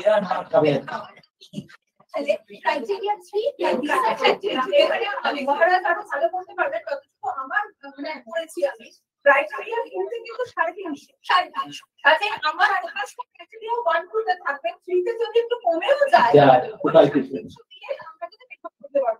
এটা আমার ধারণা। কারণ রিসার্চে আসলে একটু নাম্বার কম আছে। যারা ডিগ্রি কলেজে রিসার্চ না দিয়ে বলতে এক্সটেনশনে বেশি ফোকাস করছে। এখন এটা অ্যাকসেপ্টেড যে ইউজি কলেজে সাধারণত অতটা রিসার্চ ফোকাস না, সেই হিসাবে নাম্বার হয়তো ম্যাক্সিমাম 30 মতন আছে। আর বাকি যা কিছু 50 নাম্বার আছে আপনার এই এক্সটেনশন অ্যাক্টিভিটি, তো ওখানটা আপনি ওই টোটাল নিয়ে যে 100 আছে ওটা আপনি ম্যানেজ করতে পারেন। পুরোটা পাওয়া যাবে না সবটাকে, কারণ এটা আমাদের মেন ফোকাসটা হচ্ছে 350 টিচিং লার্নিংটা 350, ওটাই হচ্ছে হাইয়েস্ট নাম্বার। ওটা যদি জেনারেল ডিগ্রি কলেজে মার্ক হয়ে যায় তারা মনে দিতে পারে।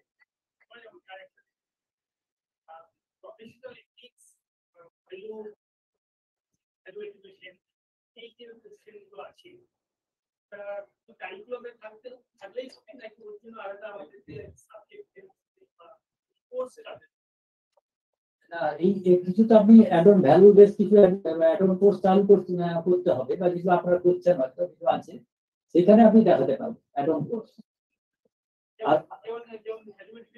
আর এখানে যেটা ওদের ক্রাইটেরিয়াতে আছে ইন কারিকুলাম, যে পোরশন ধরুন ওইখানে আছে এনভায়রনমেন্ট, জেন্ডার ইস্যু, এইসব এগুলো হচ্ছে ইন কারিকুলাম।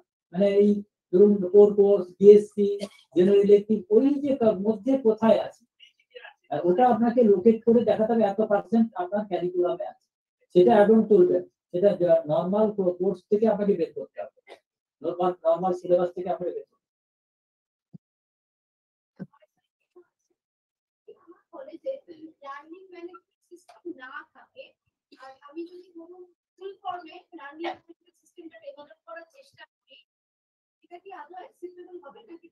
এখন কথা হচ্ছে এটা তো গুগল ফর্মে, তো এটা তো অনলাইন সিস্টেম। এখন সব জায়গাতে একেবারে এলএনএস আসেনি, কারণ এখন অনলাইন তো সম্ভব নয়। আপনাকে ওই দিকে গিয়ে এগোতে হবে কিছু না কিছু। গুগল ফর্মে আপনি গিয়েছেন এবং গুগল প্ল্যাটফর্মে অনেক কিছু তো আছে, গুগলের দেওয়া আছে, ক্লাস নোট আছে, সবকিছু করা যায়। হ্যাঁ, ওইটা গিয়ে এবং শুরু করতে হবে যে বিভিন্ন টিচার এরকম ক্লাস নোট দিয়েছে, এটা দিতে আপাতত না দেখলে তো ওই মাসটা মানে কিছুতে দিতে পারবে না। ওইটা স্পেসিফিক আছে ইয়ে সব নোট।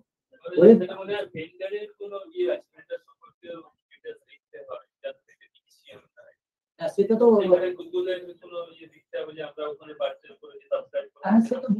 গুগল মিট অনেকে তো টাকা পারে, টাকা দিয়ে দিলেই তো আপনি 1 বছরের কাজ লাইসেন্স পেয়ে যাবেন।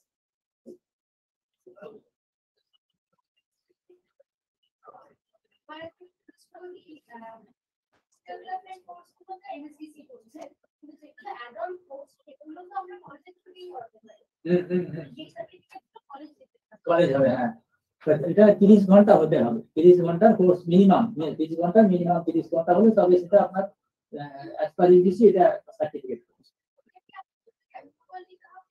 এটা আপনি গভর্নিং বডি বা এই কলেজ আমাদের এটা তো কলেজের নিজস্ব, এটাতে কোনো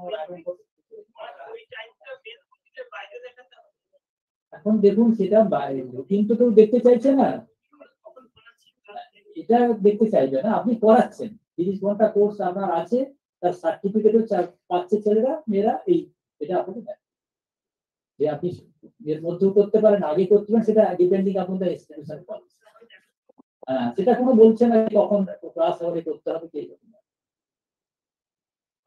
যদি কলেজগুলো পিয়ার রিভিউ জার্নাল বার করে তাহলে সেটা কি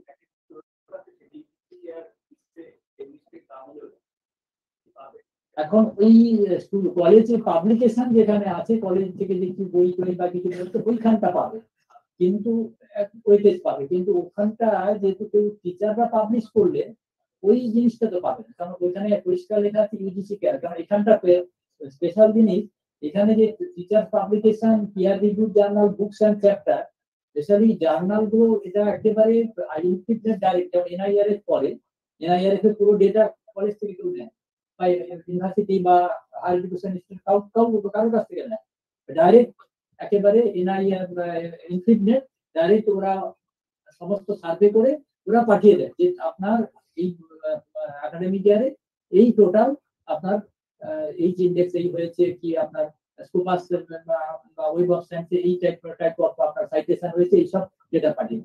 এখানেও সেই রকম আপনি যে ডেটা দিলেন সেটা ন্যাক কিন্তু ভ্যালিডেট করবে ইনফিনিট, বুঝতে পেরেছেন? এবার ইনফিনিট মানে সেখানে অ্যাটলিস্ট ইউজিসি কেয়ার হতে হবে বা আপনার হায়ার যে কোনো যে আছে স্কোপাস হোক বা ওয়েব অফ সায়েন্স হোক, এইসব জার্নাল হবে এখানে।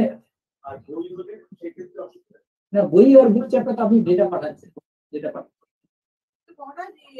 আমাদের এই কেয়ার লিস্ট তো এসেছে 2019 জুনে, তাহলে আমাদের যদি তার আগের একটি পিরিয়ড 16, 17, 18 এই ফেজটা রয়েছে, আমি ওই পাবলিকেশন গুলোকে তাহলে শো করবো নাকি আমার কিউআর গেছে গেছে, কিন্তু যখন ইনফিনিট দেখবে সে দেখবে তো টোটাল ইউজিসি কেয়ার অথবা এইসব ইন্ডেক্স জানা, তাই ধরুন স্কোপাস হোক, ওয়েব অফ সায়েন্স হোক, এইসব গুলোতে আছে, এর বাইরে তো দেখবে সেগুলো তো সেই সময় সম্পর্কে ইউজিসি লিস্টে হয়তো ছিল, কিন্তু হয়তো কেয়ার লিস্টেড পরবর্তীকালে আসবে বলে হবে না। মানে আপনার এই পিরিয়ডের মধ্যে ইনফিনিট দেখছে না, আমরা শুধু দেখছি না, ওরা ভ্যালিডেট করবে শুধু ইনফিনিট, যেটা ইনফিনিট দিচ্ছে না সেটা আপনার অ্যাডভান্টেজ পাওয়া।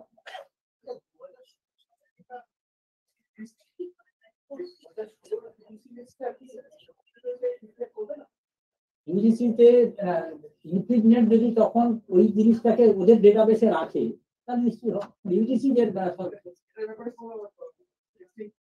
না না, এটা ইনফিনিট ডাইরেক্টলি করে। এখানে ওরা আমরা যে ডাটা পাঠাই যদি বেশি কমও পাঠাই ওরা বাড়ি ঠিক করে। হ্যাঁ, মানে ওখানে আমাদের কোনো হেডেক কিছু নেই, ওরা অলরেডি করে যেটা দেবে সেইটাই ঠিক। বিজ্ঞান পোর্টালটা নিশ্চয়ই করা দরকার, বললে কারণ এটা ট্রান্সপারেন্সি হয়, আপনাদের প্রতিটা ফ্যাকাল্টি মেম্বার সারা ভারতবর্ষে সবাই দেখতে পাচ্ছে যে ওই টিচার কোথায় কি আছে, তাহলে কি আর বিশেষ করে প্রজেক্ট এইসব জায়গাতে আর দরকার হয় ওখান থেকে ওরা ডেটা পেল। ওই জন্য তো বিজ্ঞান পোর্টাল করে যাতে সবাই সমস্ত ফ্যাকাল্টিটা করতে পারে, যারা কিছু রিসার্চ করছেন তার অলরেডি যে মাত্র যত পাবলিকেশন হবে সঙ্গে সঙ্গে র্যাঙ্কিং মানে স্কোরটা বেড়ে যায় ওইটা। হ্যাঁ, যতগুলো এনএইচআরটি সবই এনআইআরএফ এর সাথে কানেক্টেড, যতগুলো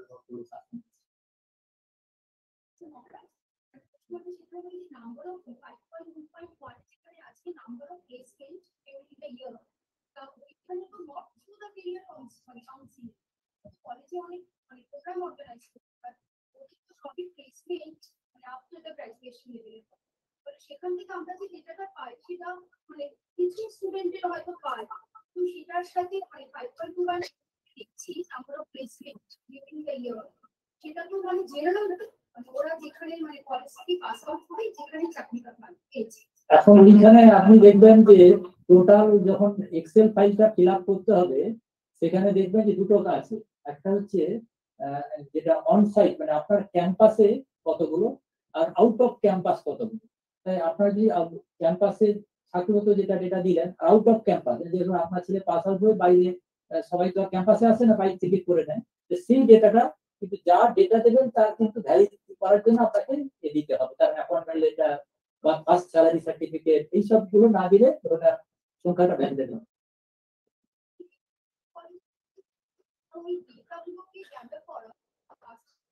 হ্যাঁ, খুব টাফ জিনিস, খুবই টাফ, যেটা বলেছি খুবই টাফ, কিন্তু এখন এটাই ভেঞ্চারে নামতে গেলে আপনাকে করতে হবে আর কি, মানে প্লেসমেন্ট সেলের একটা প্লেসমেন্ট সেলের প্রজেক্ট, কিন্তু সব এদের সবাই আছে সব কলেজে, কিন্তু সমস্যা হয় যে কোনো ডিগ্রি কলেজে প্লেসমেন্ট সেল থাকলেও ছেলে মেয়েরা বেরিয়ে যাওয়ার পর তাদের স্ট্রাগল থাকে, তারা ফিরে আসে না। তারা তারা 1 বছর কি 2 বছরে কি হচ্ছে তারা ডেটা দেন, এটা প্রতিটা কলেজেরই এই সমস্যা। প্লেসমেন্টের একটা সমস্যা যেটা দেখা যাচ্ছে যে সবার অফার লেটারটা চাইছে, কিন্তু once they get the job তারপরে কিন্তু তারা আর অফার লেটার নিয়ে ব্যাক করছে।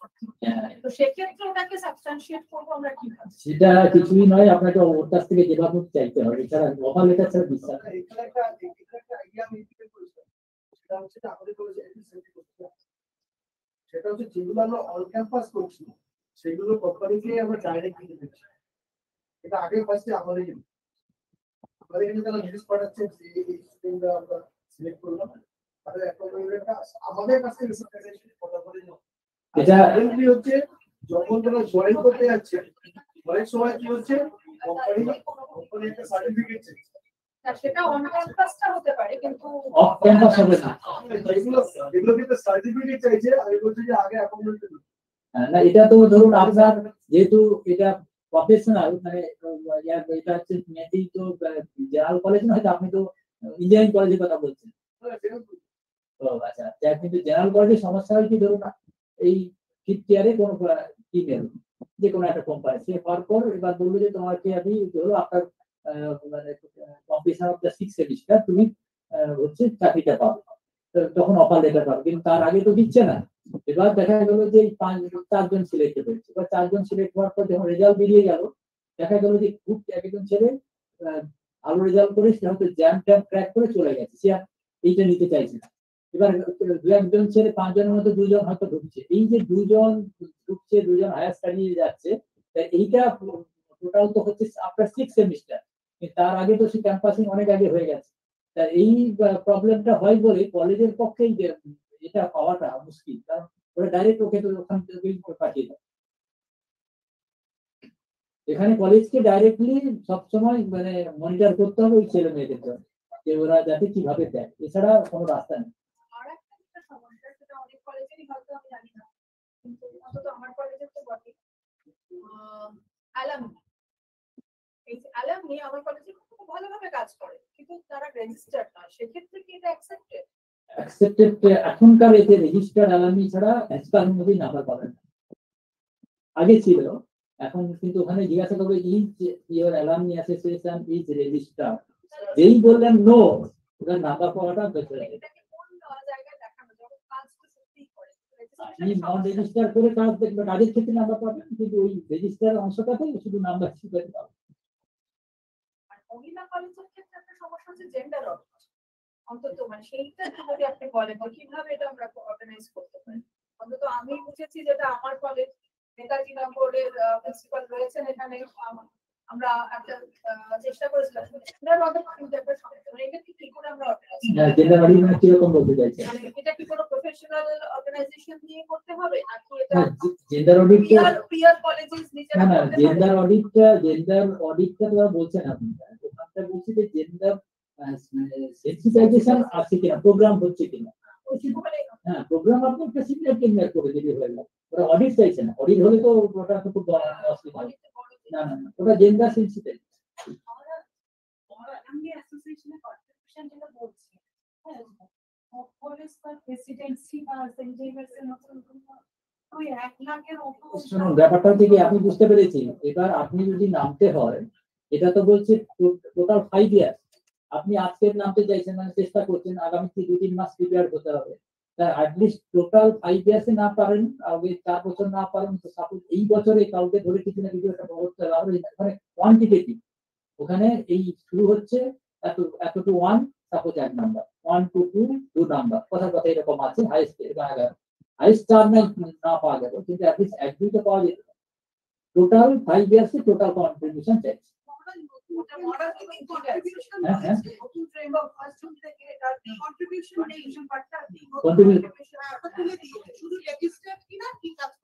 আচ্ছা, আমি তো অটোনোমাসে কিন্তু আছে, অটোনোমাসে দেখেছি আছে, উঠিয়ে দিয়েছে। আচ্ছা, তাহলে তো এটা অবশ্যই আগে আর্মি কন্ট্রিবিউশনটা অলরেডি একেবারে ইম্পর্টেন্ট, একটা মাস 10 নাম্বার ছিল। রেজিস্ট্রেশনটা কি রেজিস্ট্রেশনটা তো হতেই হবে, সেটা আগে থেকেও আছে, এখন রেজিস্ট্রেশন না হলে ওই নাম্বারটা পাবেন। একটা অসুবিধা হচ্ছে 1 জুন থেকে যে নতুন ফ্রেমওয়ার্কটা আমাদের দিয়েছে তাতে তো সামান্য কিছু চেঞ্জ আছে, কিন্তু ওর কারেসপন্ডিং এসওপিটা এখনো আসেনি, মানে কোনটা আমরা অপ্ট আউট করতে পারবো না। না, এসওপিটা বেরিয়েছে, আমি কালকে দেখেছি, 27 পাতা। কালকে আমি কালকে দেখলাম, মানে 2-1 দিন আগে অবধি আমি কালকে ডাউনলোড করে দেখলাম, দেখুন আছে। হ্যাঁ হ্যাঁ, এসওপি কালকেই দেখলাম। আমি তো আসলে অ্যাকুরেট আমি আপনার মাস্টার দেখলাম, আসলে এটা রেডি করার জন্য কালকে আমি বোধ করছি না। কালকে দেখলাম যে ওদের এসওপি দিয়েছে এফেক্ট ফ্রম 1 জুন 2022। না, ওটা আমি 1 জুনেরটা তাহলে বলছেন কালকে, মানে 2-1 দিন আপনি ওয়েবসাইটে পেয়ে যাবেন, হ্যাঁ ওয়েবসাইটে পেয়ে যাবেন, ওয়েবসাইটে আছে with effect from 1 June 2022। Criteria করে ফিনান্সিয়াল ডেটা ফিল আপ করার সময় আমরা যে ফিনান্সিয়াল ডেটাটা আপনি তো বলেন ফিনান্সিয়াল ইয়ার অনুযায়ী হবে, সেক্ষেত্রে আমরা ওটা ক্যালেন্ডার ইয়ার ওয়াইজ ওটা কিউআর আমরা দিয়ে দিই।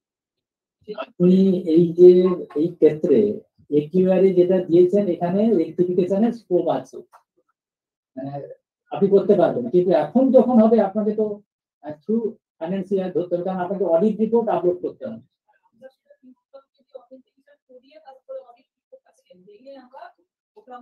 আপনি একিউআর এটা ভুলে যাবেন, আপনি এখন যখন এসএসআর করবেন নতুন ভাবে এই অবস্থাতে ওই অপশনটা দিয়ে রাখছেন, কিন্তু আগামী দিনে যখন হবে তখন আপনি যদি ভুলও হয় ওটা কিন্তু দিতে পারেন, কারণ একিউআর আপনি এসএসআর একেবারে নতুন যেমন করছেন সেইভাবে করবেন।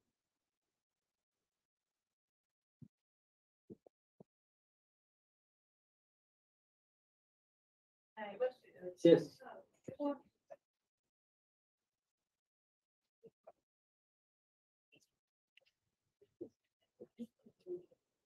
So with this, we come to the close of this interactive session. It was highly informative and very engaging, I hope. আমরা এখন নিচে চলে যাব ক্যাফেটেরিয়ায়, খাওয়ার বোধহয় অ্যানাউন্সমেন্ট এটা করে দেওয়া হবে, একটু পরেই জানিয়ে দেবো, আপনারা এখানে বসতে পারেন।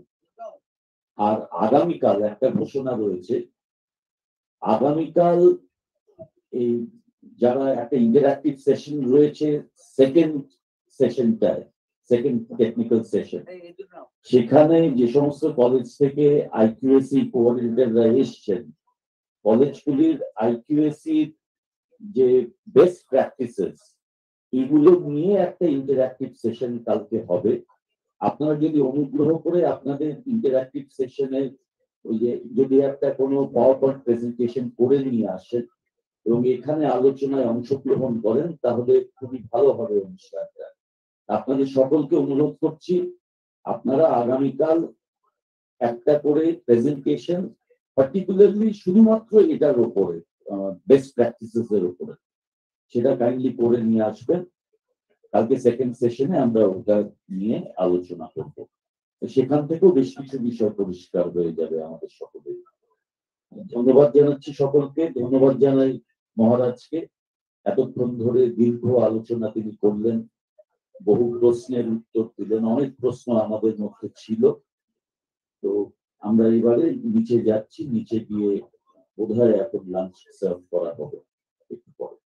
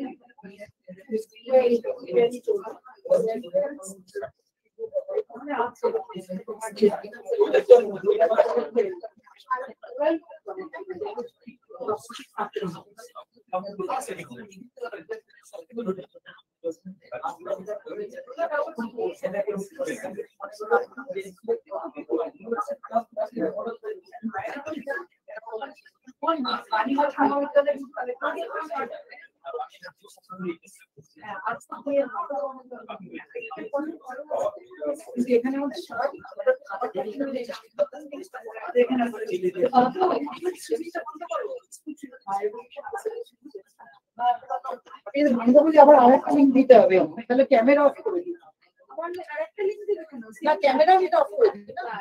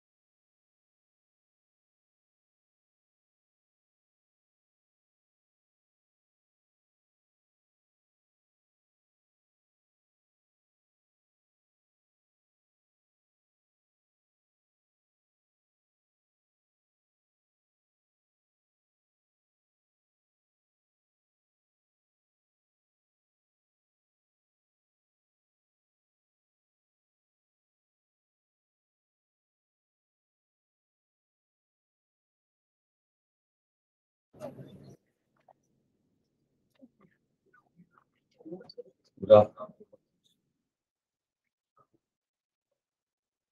Good afternoon, ladies and gentlemen.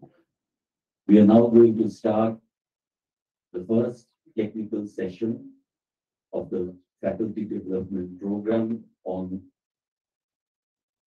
just a second, on the preparedness for the revised accreditation framework 2022, organized jointly by P.N. Das College, Government Girls General Degree College, Hiralal Mujumdar Memorial College for Women, Muralidhar Girls College, Rai Degree College, Sarojini Naidu College for Women, and Sri Chaitanya Mahavidyalaya, in collaboration with the West Bengal State Council of Higher Education.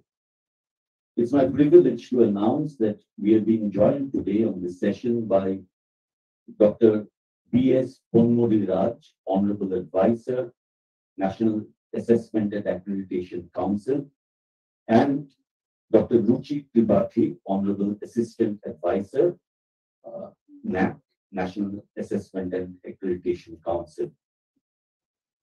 Dr. Ruchi Tripathi would be speaking first, but before we start, I would request Dr.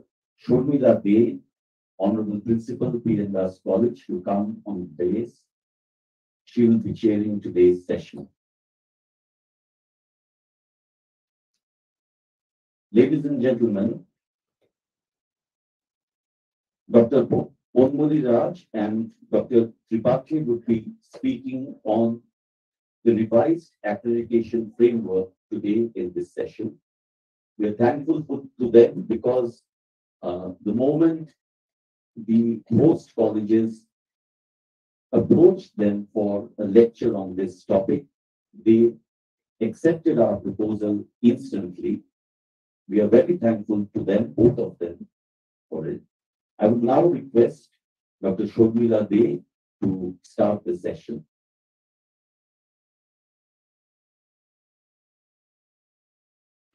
May I now request Dr. Ruchi Tripathi to start with her presentation. Dr. Tripathi, please.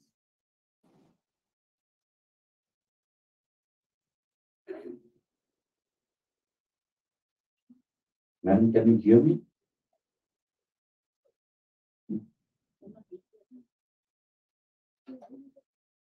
Can you hear me, Madam, Dr. Tripathi? Yes, sir. Yes, sir.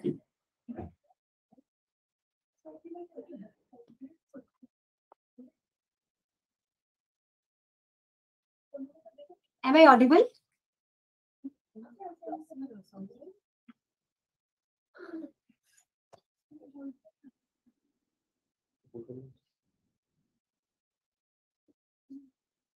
Excuse me, ma'am, you are not audible.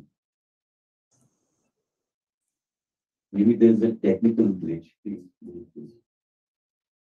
Now I'm audible. Sorry, ma'am, please wait a few moments. We are resolving the issue. There's a technical glitch, ma'am.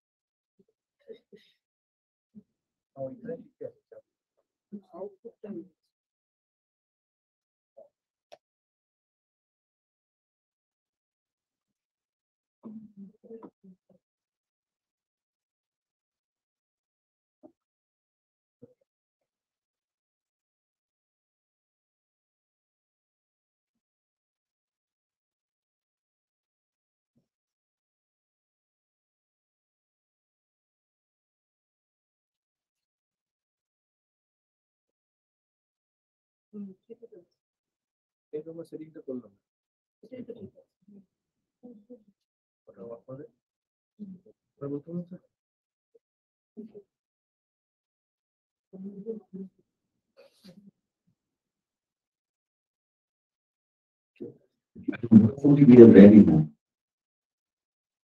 Dr. Tripathi? Okay, sir. Oh, thank you. I'm audible perfectly. Yes. Okay, can I start my presentation?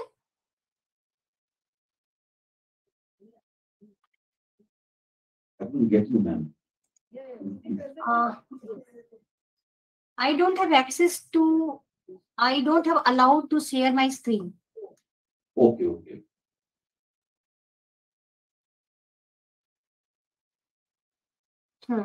No, I I can't. think it's okay now.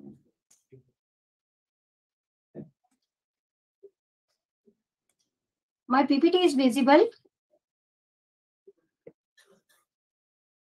No, ma'am, not yet. 1 minute.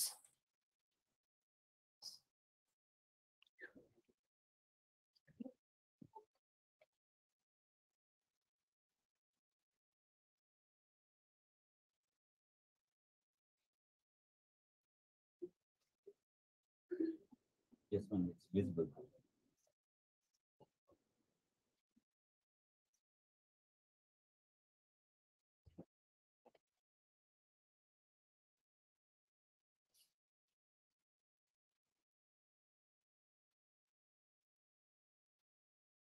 My PPT is visible, sir?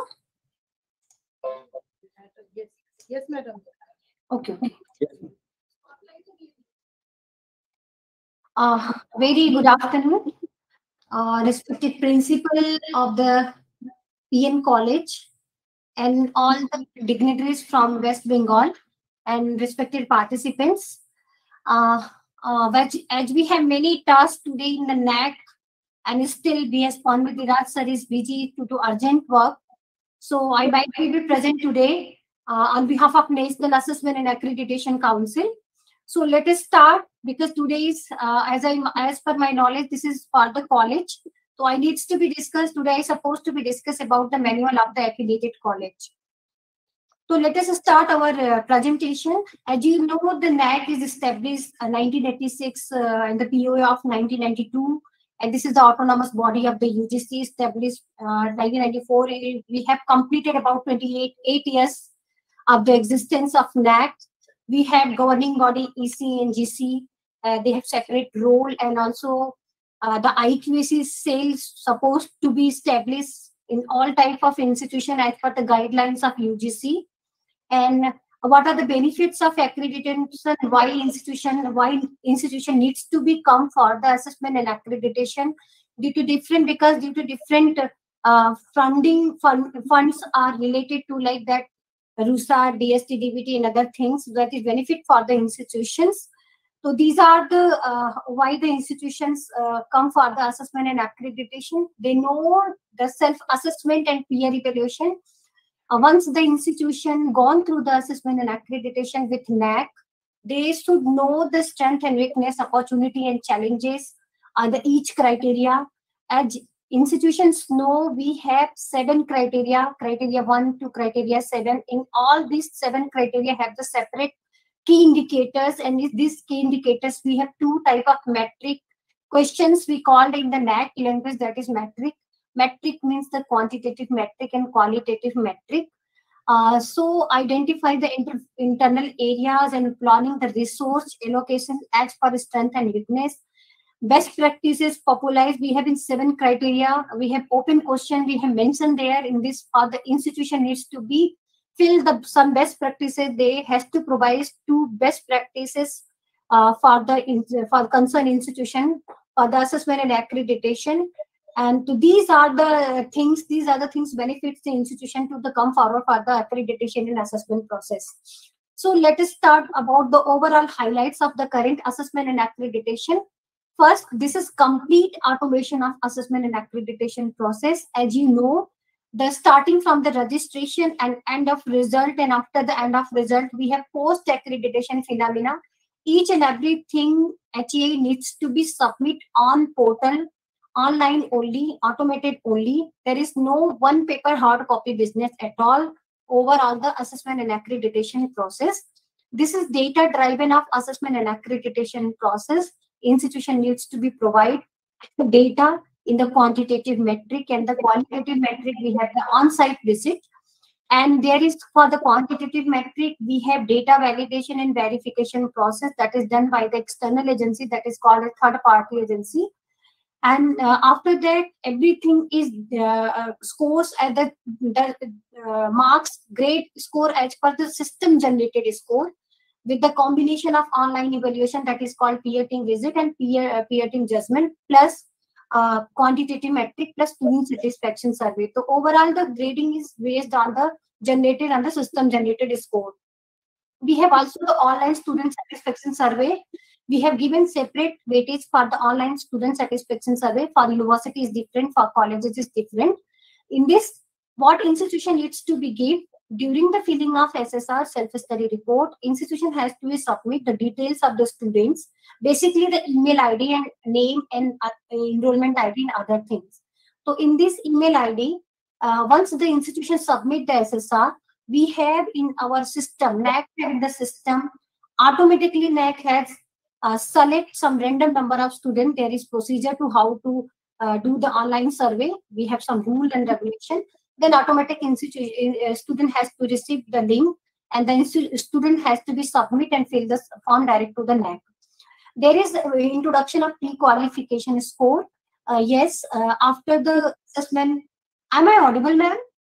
Sir? Yes, you are audible. Okay, sorry.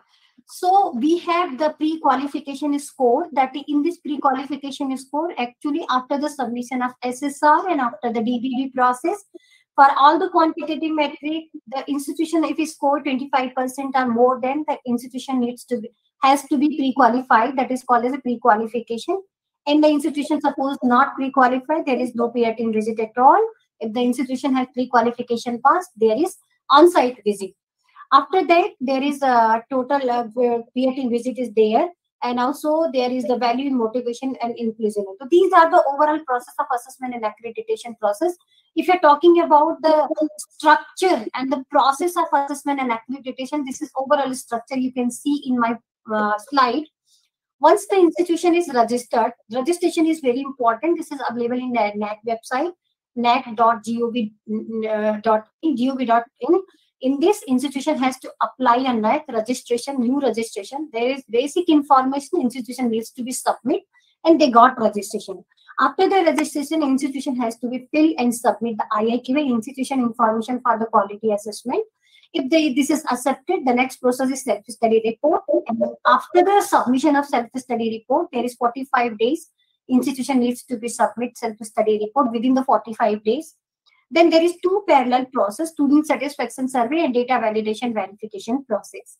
The DVV process is done by the third party, and student satisfaction process, what I have mentioned in my earlier slides, the student directly get the link from the email, concerned email ID, and they has to be attempt and fill direct to the NAC. So that is the student satisfaction survey, and the DVV is done by the third party, and DVV process is only for the quantitative metric. After this, there is pre-qualification score. If institution has a score 25% or more than, that means the institution pre-qualification pass. Institution get the notification, they has pre-qualification pass.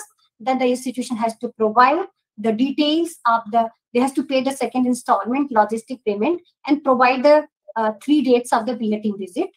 If the institution has provided, after the institution has provided the PTB dates, then there is a peer team on-site peer team visit. After the on-site peer team visit, there is a grade declaration is happened. The PTB score given by the peer team member, quantitative score after the DVB plus student satisfaction score. These three together combined, and that will going to declare as a grade. So this is the overall assessment and accreditation process. You can see here in this process, first registration, IAQA, SSR, optional metrics, DVB, student satisfaction survey, pre-qualification, peer team visit, institution grading, AQR appeal. I'm going to cover all those parts. Wherever I thought this is more important, I will keep more time. Wherever I thought this is not very much time consuming, you may understand this is very easy process. I'm not going to spend more time. So this is overall process of assessment and accreditation. Before that, we need to be understand some terms and references. Cycle. In this, NAC has cycle. Cycles means if any institution come first time, that is called as first cycle. Any institution come for the accreditation second time, that is called as second cycle, like third cycle, fourth cycle. It depends on which cycle they come. Apart from this institution has to be understood what is the cycle. Sometimes institution have confused. They may came for the assessment and accreditation before 10 years back. As you know, that the validity of NAC is 5 years. 5 years. So they may come before 10 years. And because the time to time after 2017, the total framework, the whole framework was changed now the NAC. So they are asking, can we come for the again first cycle? No. If first time you come either 10 year back or any framework, if you're coming for the next time, second time, that is called as the second cycle. So this is the cycle and validity is basically 5 years. But if any institution will score consecutive 2 cycle, highest grade of NAC, in third cycle, they have the validity is going to extend 5 years to the 7 years. Then reassessment and reaccreditation. If reassessment, if any institution is not happy with the score, they has to come for the reassessment. But after the result declaration after 1 year and before 3 years, he has to come for the reassessment. The reassessment is the same of the assessment accreditation process. There is no change. IQAC should be established. Internal quality assurance cell must be there for all institutions for the first cycle. If any institution come for the second cycle or third cycle, they has also, along with the IQAC, they has to be submit 4-year annual quality assurance report, AQAR. So there is one question extra for the second cycle. Reason, you understand the requirement, understand the scheme of application, because we have as per nature of institution, type of institution, different types of manual, like UG college, PG college, Sanskrit college, open health science college. So we have different colleges. Which type of college you have, please go to understand the manual, understand the nature of your college, then you apply for the IIQA. Along with, I have mentioned that the NAC is total, the whole assessment and accreditation is automated system. So we have each and every process through the user credential of itself, NAC, like IFA, SSR. Along with, we have admin, super admin, like that. These are the manuals right now we have: dual mode, teacher education, affiliated UG, PG, college, autonomous, et al. You can see the many manuals right now we have. Even we are doing also at par with the NEP. Some of the things we have already implemented NEP 2020, but still we are doing some of the things for the par with the National Education Policy 2020. Because today we needs to be speak about the affiliated affiliated college, not for the university. So we understood the process. Now I'm going to announce very good thing, very important thing to the institutions. Now the assessment and accreditation for the colleges are very easy. Why I am saying is because before June 1st, 2022, before June, when the institution, which institution already applied for the assessment and accreditation, they have attempted 93 metrics or 96 metric. But those institutions are filled the IIQA after 1st June 2022 are coming to apply for assessment and accreditation. For them, this is good news. Now the metric is only the 55, not 96, not 93. So we have, as per challenges of HEI and scope, we have reduced the metric with the consultation of the expert, different type, the expert of the different region of the India, and we come out the 55 metric. So this is very much important. I needs to be announced here. If any institution is afraid to come, there is many things and needs to be attended, blah blah like that. But no, this is very much ease to institution. If any institution come from the assessment and accreditation, they has only attempt to the 55 metric. So you can see there is what and earlier the UG PG was the separate. Now the 55 metric for both the UG and PG, and some of the metric we have merged, and somewhere we found the metric is not important. We have reduced or edited. So apart from this, we have done the more work in this new manual. Along with SOP, for this manual, we have also prepared the standard operating procedure, also the data template. What is SOP? What is data template? We'll discuss in that next slide.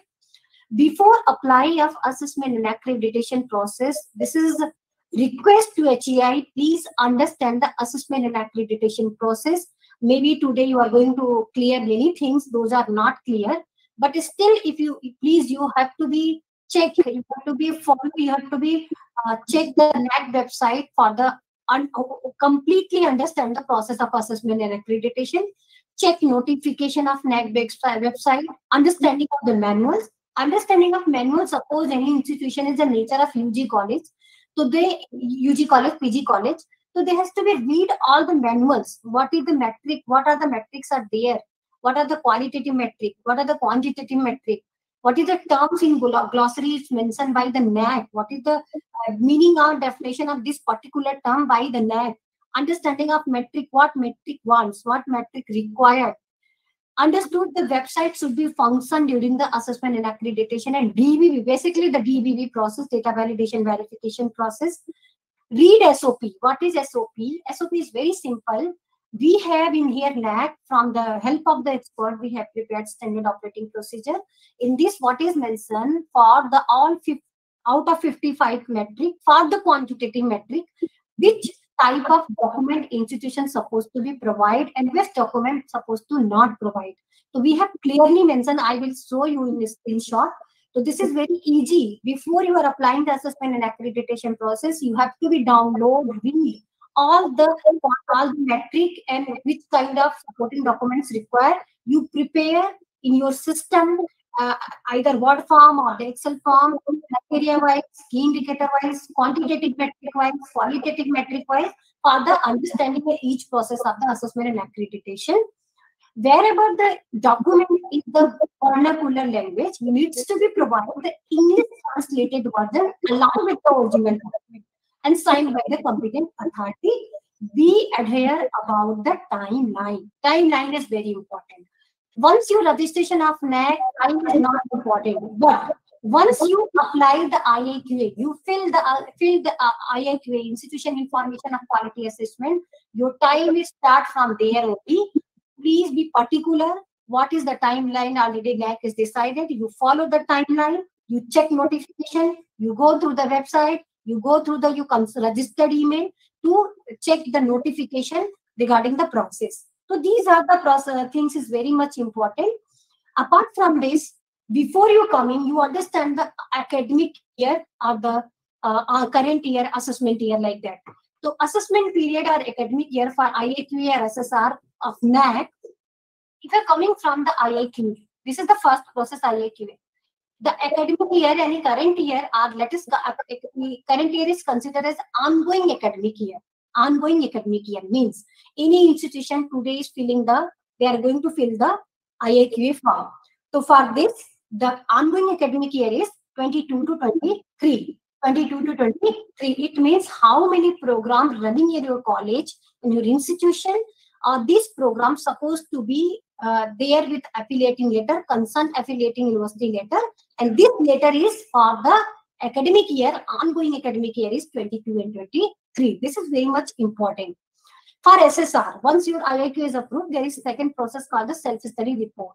For SSR, NAC is considering 5 completed academic year. 5 completed academic year means if an institution IAQ approved today, so for them there is last 5 completed academic year means 21-22 to next 4 year.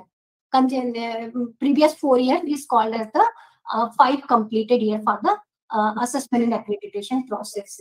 Data to be entered and the metric academic year as per NAC 1st June to 31st May. But any metric is related to finance or the budget, institution needs to be provide input data as per financial year 1st April to 31st March. And any data related to the publication, the institution needs to be provided 1st January to the 31st December. So this is very much important to understand the academic year and assessment period for the IAQA, latest completed academic and everything. Let us move next slide. This is eligibility. I'm not going to focus. 6 years our batch is clear. They are eligible. Registration process very simple. Email ID, college name, AISHE ID. You have to apply and get the notification. Then the first process is IAQA. IAQA is IAQA application. IFC, submit IAQA clarification. These are the overall process of the IAQA. In this IAQA, institution has to provide the affiliating university letter for all program. Those are running the institution, basic eligibility, basic affiliation compliance, profile information, academic information. This is the screenshot how it's look like once you registered under the NAC. IAQs look like that. Apart from this, any institution have any SRA program like engineering or medical or law, they has to be provide AICT, MCI, BCI or pharmacy to PCI. SRA is mandatory to provide. And AICHID 2F12B is not mandatory. If any institution don't have 2F12B, they can also apply for assessment and accreditation. CP status, CE status is required. And along with this, if any institution has second cycle, they must fill the completed 4-year AQR form. So these are the requirements under the IAQA. This is mandatory documents in IAQA. Affiliating university leader for current academic year for all the program, either permanent or temporary. If permanent, if more than 5 year, before year data you provided, that not be considered. If temporary, it should be current year, it is mandatory. AICHE certificate is mandatory. Undertaking format and self-declaration, this is prepared by NAC. It is available on NAC website. That is also mandatory. You will take, and you will take the print on the letterhead of the college and fill all those things, principal signatures, real sign and submit to the NAC. And website should be functional, otherwise IAQ is going to reject. These are the mandatory things when the institution apply for IAQA, filling of IAQA. This is very much important. Apart from this, this is one thing very much important. I had not mentioned, but I remember the name of institution should be same in all type of document. Means it's not look like in your ISHE certificate, the college name is something, PG degree college, something like that, or the Mahavidyalaya or something. In your website is some name, other name. Your college letterhead, some other name. SRA is different. It should be same. Yeah, some of the institution may have come from the previous cycle, they have the different name, now the name is changed. Wherever you have changed the name, first you request your concerned authority like university, SRA to change the name. And if AISHE, you also request to AISHE, they have to change the name. Once the name is changed, you can change in every place. The name it should be same in each and every place. So that is the mandatory to the name is same in each and every place. Then you have to submit, institution needs to submit IAQA. This is IAQA form, very simple. There is only 29 questions are there. You can see this is declaration, what I have mentioned, undertaking. And this is the self-declaration form. Institution needs to be take letterhead of institution, fill all those things and submit to the NAC. For reassessment, also the same procedure and the same process. Come to the self-study report. Self-study report, before submission of self-study report, even what I am suggesting, before applying of assessment and accreditation, the institution needs to understand the SSR processes, understanding of metric. I am repeating again. This is very much important. Data and information for the quantitative and qualitative metric. Upload relevant supporting document. This is very much important. What suppose if we have one metric is called the full-time number of full-time teachers. So number of full-time teacher are number of how many faculties are PhD. So for any faculty, their PhD, the relevant supporting document is PhD certificate. Likewise, suppose we have another metric, number of students gone for the summer internship. To summer internship, the right document is summer internship certificate. So understanding of requirement and relevant document is very much important. What is the definition, what is the metric intent, and what metric want, and what kind of supporting document HA needs to be provided. Fill the data template. Data template is the Excel format. This is already prepared by NAC. Don't change the format. If you have anything extra, you can provide the link. And in data template, it's only for the quantitative metric, not for the qualitative metric. SOP, refer SOP. I will show you how you have to refer. Tool tips is there if any metric or portal related information is there. Yes, we have the file size limitation. For each metric in SSR, HA needs to be maximum provide the data 5 MB. If institution have more data, they can upload the same on the institution website and provide the particular link in the inbox. Provide URL instead of generic website address is very much important. Don't protect password. Avoid any kind of drive, either Google Drive, Amazon Drive, or other drive. There is no other means of communication between the HEI and the DBB partner during the DBB clarification. So please ensure and provide the document, information, input, supporting document clear in the portal. We have other metric, many metric, we are asking the geotag photograph to provide the geotag photograph for the particular how to take. This is also available in our SOP. Provide the translated English translated version of document wherever the vernacular language along with the original document and signed by the translated version by the competent authority. We have some of the metric we are asking the question related to lakhs, unit in measurement in the lakhs, not in numbers. So in this, you provide the lakhs, not in number. Let us take example. We have mentioned the expenditure related to the purchase of books and journals. So suppose 19 and 20 institutions spent 2,50,000 expenditure for 19-20 for the purchase of books and journals. So you don't provide number like 25000 like that. You have to provide 2.5 in terms of lakh. Understand the glossary, I am repeating again and again. And this is last point is very much important. We have some metric, we are asking about the budget related information. In this institution needs to be provide the audited statement that is certified by CA. If the private institution, private university deemed to be university, it should be certified by the CA. If the government college, it should be certified by the principal. If the government deemed government or state university, public university, it should be signed by the finance officer. So this is the overall structure of self-study report, executive summary, profile of institution, extended profile, quality indicator framework, data template. Executive summary is very simple. Institution needs to provide SWOT, institution strength, weakness, opportunity, and challenges. And the second part is profile of the institution, the only basic information and academic information. Third part is very much important. Institution needs to be concentrate here. This is the extended profile information. We have mentioned in SSR, when the institution is filling the SSR, they have to be complete the extended profile. What is extended profile? This is the overall number we are asking in the extended profile. This is the role of extended profile as a denominator. Like, let us take example, students. So 1.1 number of students year-wise during the last 5 years. It means what metric, what extended 1.1 asked, institution has to provide 5 completed year students program-wise, either UG program or PG program. This metric is not asking student only the first year. This is not admitted. This is on-roll student. Either it's UG program or the PG program. That means across all programs offered by the institution, year-wise total number of students. The institution has to be provide total number of students. Let us understand how is related to the metric.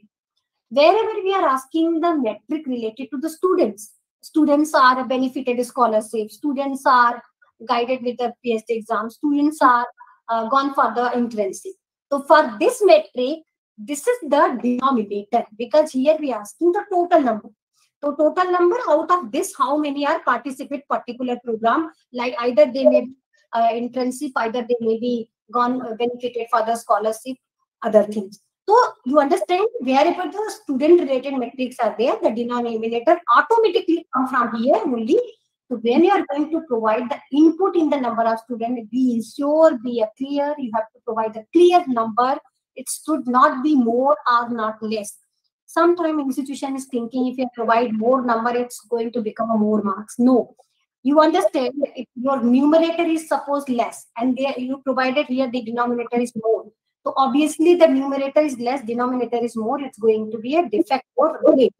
So what is exact with you, what is correct with you and institution, you have to be provide clear, correct and right information.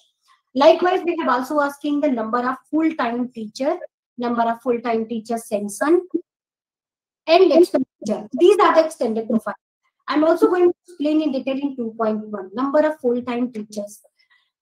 Because a lot of challenges we have in the diversity in India, we found some of the government colleges or other colleges also, they don't have many number of faculty in the institutions.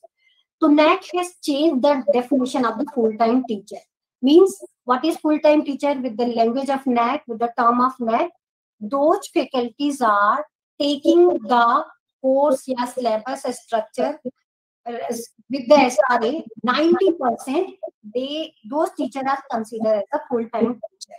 Means the faculty are maybe temporary, maybe part-time, maybe ad hoc, but they are taking the 90% of the particular subject, particular of course, that is called as the full-time teacher. So how you have to post this information? This document supposed to be certified by the competent authority, principal or the competent authority, and push here for the you have that much for number of full-time faculty teacher. So this is the understanding of extended profile. Now jump to the QIF, quality indicator framework. So you can see here we have everything is about same, but here is drastically changed. You can see here 7 criteria. Still we have 7 criteria. I'm going to talking about this column only. This and this I'm not going to tell. 7 criteria.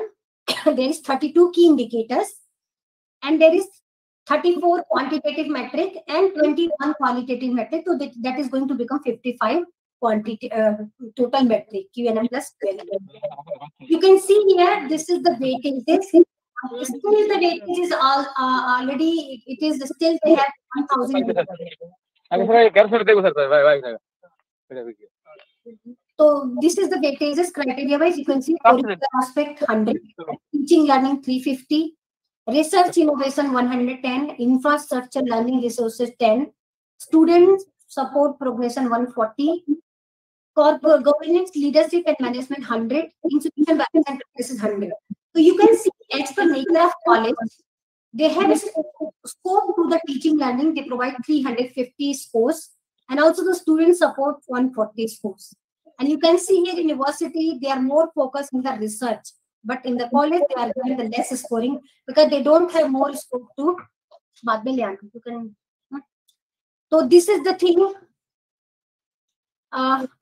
If you can see the quantitative metric wise and qualitative metric wise, so how many quantitative metric and criteria wise and qualitative criteria wise, qualitative wise, and this is overall 7 criteria and 32 key indicators, 55 metric, 34 is the quantitative, 21 is the qualitative. This is key indicator wise segregation of the weightages. You can see criteria 1, criteria 2, 3, 4, 5, 6, 7. And this is the how many quantitative metric and qualitative metric, that is comparative statement of earlier and now. So this is drastically reduced. Come to the quantitative metric. So these are the quantitative metric and qualitative metric. After that reducing, this is the first one of 2020. So you can see these are the metric. So this is SOP. This is a different type of metric. Which document is required, which document supposed to be not required. Now I'm going to explain in next slide in details what is SOP. This is very much important to understand. We have 34, I said we have 34 quantitative metric right now. This 34 quantitative metric is like 5 types, 5 to 6 types. One is last 5-year data, average. Let us discuss example with example. Last 5-year data means institution has to provide year-wise information, 5 completed year-wise information, that is called as last 5 year. This is multiple choice question. Any 4, any 3, any 2, any 1, none. As per availability of the institution, they can opt. That is called multiple. This is current year means the latest completed academic year. What is latest completed academic year for the SSR? If any institution today is going to fill the SSR, today only 19 September. So for this institution, 21 and 22 is the latest completed academic year for the later information needs to be filled for particular. Wherever we are asking, NAC is asking the latest completed academic information, institution has to fill like that. Then the current year ratio, this student full-time ratio, this kind of ratio is calculated directly from the extended profile, because I told you there is total student we are asked and full-time teacher. So system is automatically going to calculate ratio. This is qualitative metric. Qualitative metric is one type only. Institution provide only the 500 description and upload the information. If have any link is there, they has to provide. And this is the data template we have prepared metric-wise, available in the NAC website and there also. Now come to the data validation and verification process. DBB is the process. DBB actually for all the quantitative metric, today 34 quantitative metric, there is DBB process. We have 10-11 DBB partner along with the national important institution also we have right now. What they are doing, they are verifying the quantitative metric. How they verify? Once the institution submits the SSR, they verify only the quantitative metric based on the data template in complete detail, what institution provided, what institution uploaded there.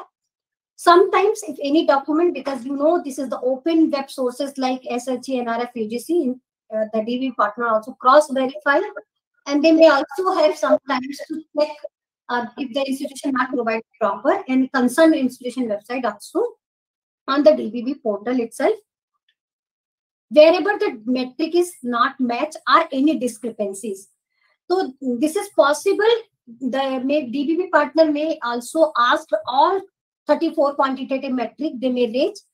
It is also possible out of 34 they may raise 20. Wherever they found the discrepancy, then they ask the information document. HA needs to be provided. Then once the DBB partner raise the clarification, the HA has only 15 days. Within the 15 days, the HA has to provide respond all those things, provide revised clarification and document. Sometimes what happened, HA may be provided first time itself the right information, right document. If suppose DBB asked again you provide this document and you thought we have already submitted, then you have to don't keep quiet. You reply in the response box. You have already, as per SOP for this metric, this document is required and we have already submitted. You can write like that. Don't stop, don't keep quiet. So this is very much important how to provide. For better understanding, you need to understand the SOP, and there is no extension timeline, means 15 days is 15 days. But we have given many extension during the coronavirus. And also, if any natural calamities is there, political disturbance and other things are similar to happen, then NAC is regularly given the extension, but needs to be provided the concerned document. There is no second level clarification, means once the institution has submitted SSR, then this is automatically system is going to assign to the DBB partner on portal only. The same portal like HEI you have, we have also the DBB partner same portal, different portal, but it should be portal only. They have to be verified there itself.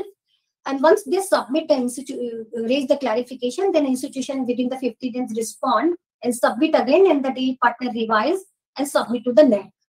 So there is no other way, other second level of clarification. You're supposed to not to receive from the NAC side. So there is no second level of clarification. Apart from this, one very much important things to understand, if the input is more, the document may be provided small random selection data sought by the DBB partner, and DBB will take decision pro rata basis. I will give one example. Suppose in summer internship, the institution claimed they had 100 students gone for the summer internship. DBB partner asked random selection. Whenever the data is more, you can see in SOP we have mentioned random selection. So you please be ready in advance during the clarification. Which document the DBB may ask random selection. For this document, you have to keep ready all the certificates. So the DBB partner will ask XYZ, you have to provide the document. So the DBB partner ask random selection, name of students, key X student, Y student, J student. Suppose they ask 10 number of students, you provide the summer internship certificate. If institution is provide 10 certificate, what input you claim, the same considered by the DBB partner. But if you only provide the 8 document or the 6 document, in this situation, DBB going to take the decision pro rata basis, means they reduce if 880, if 660 like that, that is called as the pro rata basis. So you have to understand the things. And after the DBB process, you will see the DBB deviation, that is 4 type of deviation, no answer change, HEI clarification. DBB is very simple, no answer change means what input you given, that is totally matched with a document, and that is considered by DBB partner, that is the status showing no answer change. When you have clarified during the DBB clarification, HEI clarified that is called as clarification accepted. If the with the help of supporting document, DBB partner may suggest some number and that is accepted by the HEI, that is called as DB suggestion recommended. Change after clarification, this is totally change input. That is based on the HEI, what you have given the supporting document, maybe 0, maybe increase, maybe decrease as per supporting document. Now we'll see one status. You can see this is no answer change because this is the number of students here. You can see DBB has some clarification here. The HEI provided, even randomly he is asked something that the HEI provided. That input, that supporting document proper. That's why this is called as the status is showing no answer change. In this metric, I will explain to one more thing. You can see these are the metric. I think more than 9-10 metrics are visible. What is this actually? This is the metric affected. Means if any input is wrong here, student input is wrong here, because for this metric, this is the denominator as I told in previous slides. So that metric is going to affect. So be aware, be careful where you are going to give the information in extended profile, even metric wise also. This is the different HEI clarification DB suggestion recommended. Now the SOP, this is SOP, this is general guidelines, this is available in NAC website. And how to take geotag photograph, this is also there. Program, course, gender equity based definition is there. This is SOP for extended profile. You can see number of student year-wise. So what document is required, you can see. Which is specific instruction to HEI, provide the total number of students on roll across program, consider first year, second year, third year, which program you have in your institutions. Consider only student on the rolls during the odd semesters if the program is semester scheme. What you have to not provide, if program is of semester scheme, do not add student both odd and even semester. So this is very much important to understand before you applying assessment and accreditation. SOP, standard operating procedure. This is available all type of manual in website. You please download. And this is for extended profile, also for the metric wise. You can see this is metric wise also. This is metric wise also there. I think next slide I will show you. There is okay. So next is this is some of the example I have taken. Then after the pre-qualification score, once the TBP process is over, there is pre-qualification score is generated. If the institution is qualified, peer team visit. If not qualified, there is again the institution has to apply after a 6-month declaration of pre-qualification fail after 6 months. So this is the pre-qualification status and non-compliance of DBP process. This is what actually, as I mentioned, the 15 days DBP partner give to the HEI to respond to all the clarification.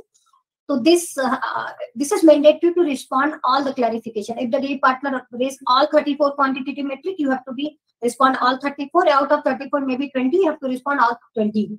Why? Because if you're not going to provide the input, revised document, revised clarification, without the input, without the supporting document, that metric is not going to evaluate. The file they are going to be stopped.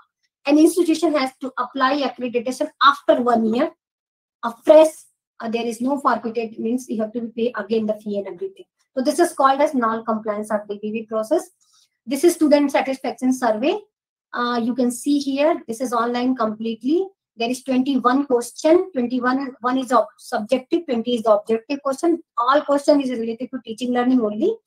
This is very much important during the SSR only. You have to fill all the information. You can see here email ID. Email ID you should be clear, not maybe bounce. Before you create, submit, fill the NAC SSR, you have to check how it's happened. It's going to happen. If the institution, for institution, there is 10% or 100, whichever is lesser. This is for university. And how it's going to take the first, suppose how many students are there, first initiate, the students is going to be randomly, the NAC is going to give the link 30%. If it is not going to complete, then the 100%, the 70% remaining, we send the other students also the link. It should be 100 or 10% of the population. Otherwise, this metric is not going to evaluate. Then after the student satisfaction is survey, then disappear team visits. This is automatically pure automated system. The honorarium and flight ticket and hotel is completely done by NAC itself. Institution only has to be coordinate the local transportation and pick and drop facility.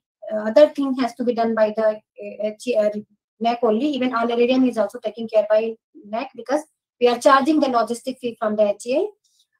There is 2 days visit for the institution, and the composition is like chairperson is the vice chancellor, member coordinator from the university professor, and member for the principal.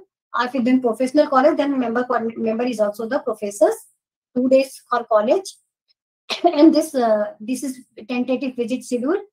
Pre-visit first day, second day, and now this is assessment outcome. There is 4 part of the report, and part 2 is the assessment outcomes. This is, I have taken the screenshot. This is what actually HCA has to see where the institution got the high performance, more marks, where average performance, where low performance. So this percentage performance you can see in this diagram, where the high performing indicator, low performing, and now less performing. Where is the strength, where is the weakness metric? You can see metric wise 1 to 1 means in strength, weakness is 3 to 1. Like that you can understand. This is right now our grading pattern, A++ to B. B means not accredited. And after that, the quantitative metric, qualitative metric, and accreditation now survey combined the assessment outcome. After the accreditation, we have 3 process. Appeal, if institution is not happy with the marks, they can apply appeal within the 30 days. Appeal is also, the institution has to be filled the pro forma intent form on portal only. There is no hard copy. And if institution also come for the reassessment, but they has to come after the result declaration, after the 1 year and before the 3 year. And the institution is happy with the grade, they not come for the appeal and as a reassessment. They has to be submit the regular AQR. This is a mechanism of institution appeal. Earlier the fees was appeal 1 lakh, but now the only 50,000. The institution has to be appeal within the 15 days, submit the appeal pro forma and complete the within 45 days. Then there is committee has to be declared and passed for the appeal. Appeal committee, there is all the outside people only in appeal committee. They has to be checked either the DBB marks or the where the quantitative metric. If the quantitative metric is there, to re-DBB. If the qualitative metric, revisit. Like that, this has happened. Now the AQR is very much important in the quality assurance report. This is applicable for the not for the first cycle, only second cycle. For AQR, our academic year is 1st June to particular academic year to the 31st December. This is always open the 1st June and 31st December is going to be closed. Example, suppose for the year the 1920 institution has to be, suppose institution is going to submit the AQR. So for this 1920, the 1st June 20, the AQR is going to open on the portal only, and that is remain shall be closed 31st December 2020. So this is how the AQR fill. AQR is 2 part. Part A is very simple preliminary form. Part B is the criteria wise, but it is an annual, not 5-year information. How the process is going once the institution fill the institution submit the AQR. Here the NAC officer review. They has given, this is mandatory to, they has to give first clarification they found any discrepancy, and also they have to given the 15 days. You will tell I'm in program. Then 15 days has to submit the 15 days. Then after that, again the revise and submit to the NAC. The AQR is approved by the NAC officer. One more thing, 2 things I want to say here. If you submit your AQR, there is chance to edit if anything is wrong or you may forget, because NAC is going to give you 15 days extension. But if your AQR is accepted by NAC, there is not possible to edit. To be careful, understand the process. And this is the timeline cap. This is last slide, and this is very much important. Once you register under the NAC, this desk you are find out. This is like very simple. This is called a support help desk. If you have any query related to IIQA, SSR, DBB, process, fees, anything related to assessment accreditation, you can raise, you can write your question here. Category, primary, secondary, subject, IIQA, DBB, what is your query? And if any supporting documents, submit and submit. Then you will get your answer maybe second day, next day, or immediate. This is the provision NAC is doing this IMS things is very much important. Now I will take question if any questions are there. Thank you so much.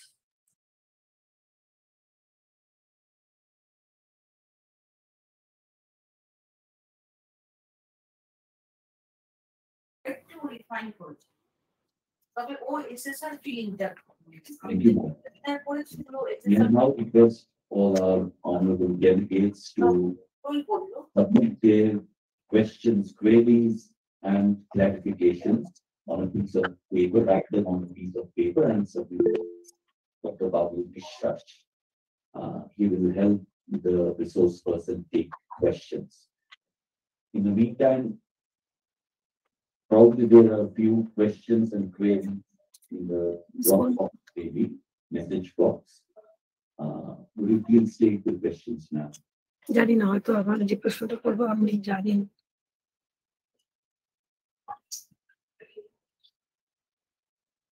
Madam, would you please drop your query in the message box?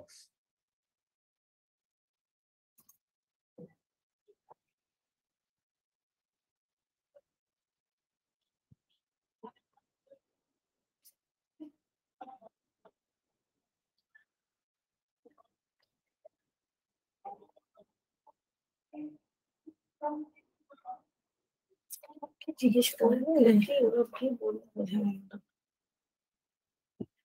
আমাকে তাহলে ওই second হবে যখন সকালে একটা class নেবো, first ইয়ারের class আছে।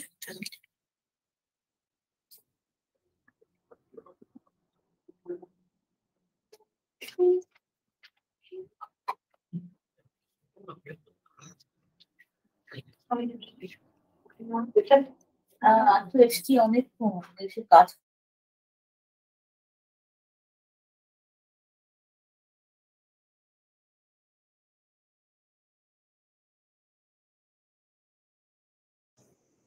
Sudeshna Chatterjee has raised hand.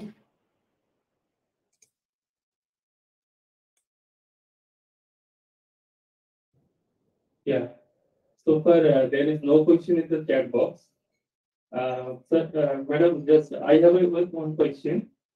Generally, we prepare our academic report for every session from July to June. But in you have said that it should be from June to May. So this is the current scenario. I think your question is like that. We have separate end of the academic year, maybe 1 month extra, 1 month less. What NAC is decided.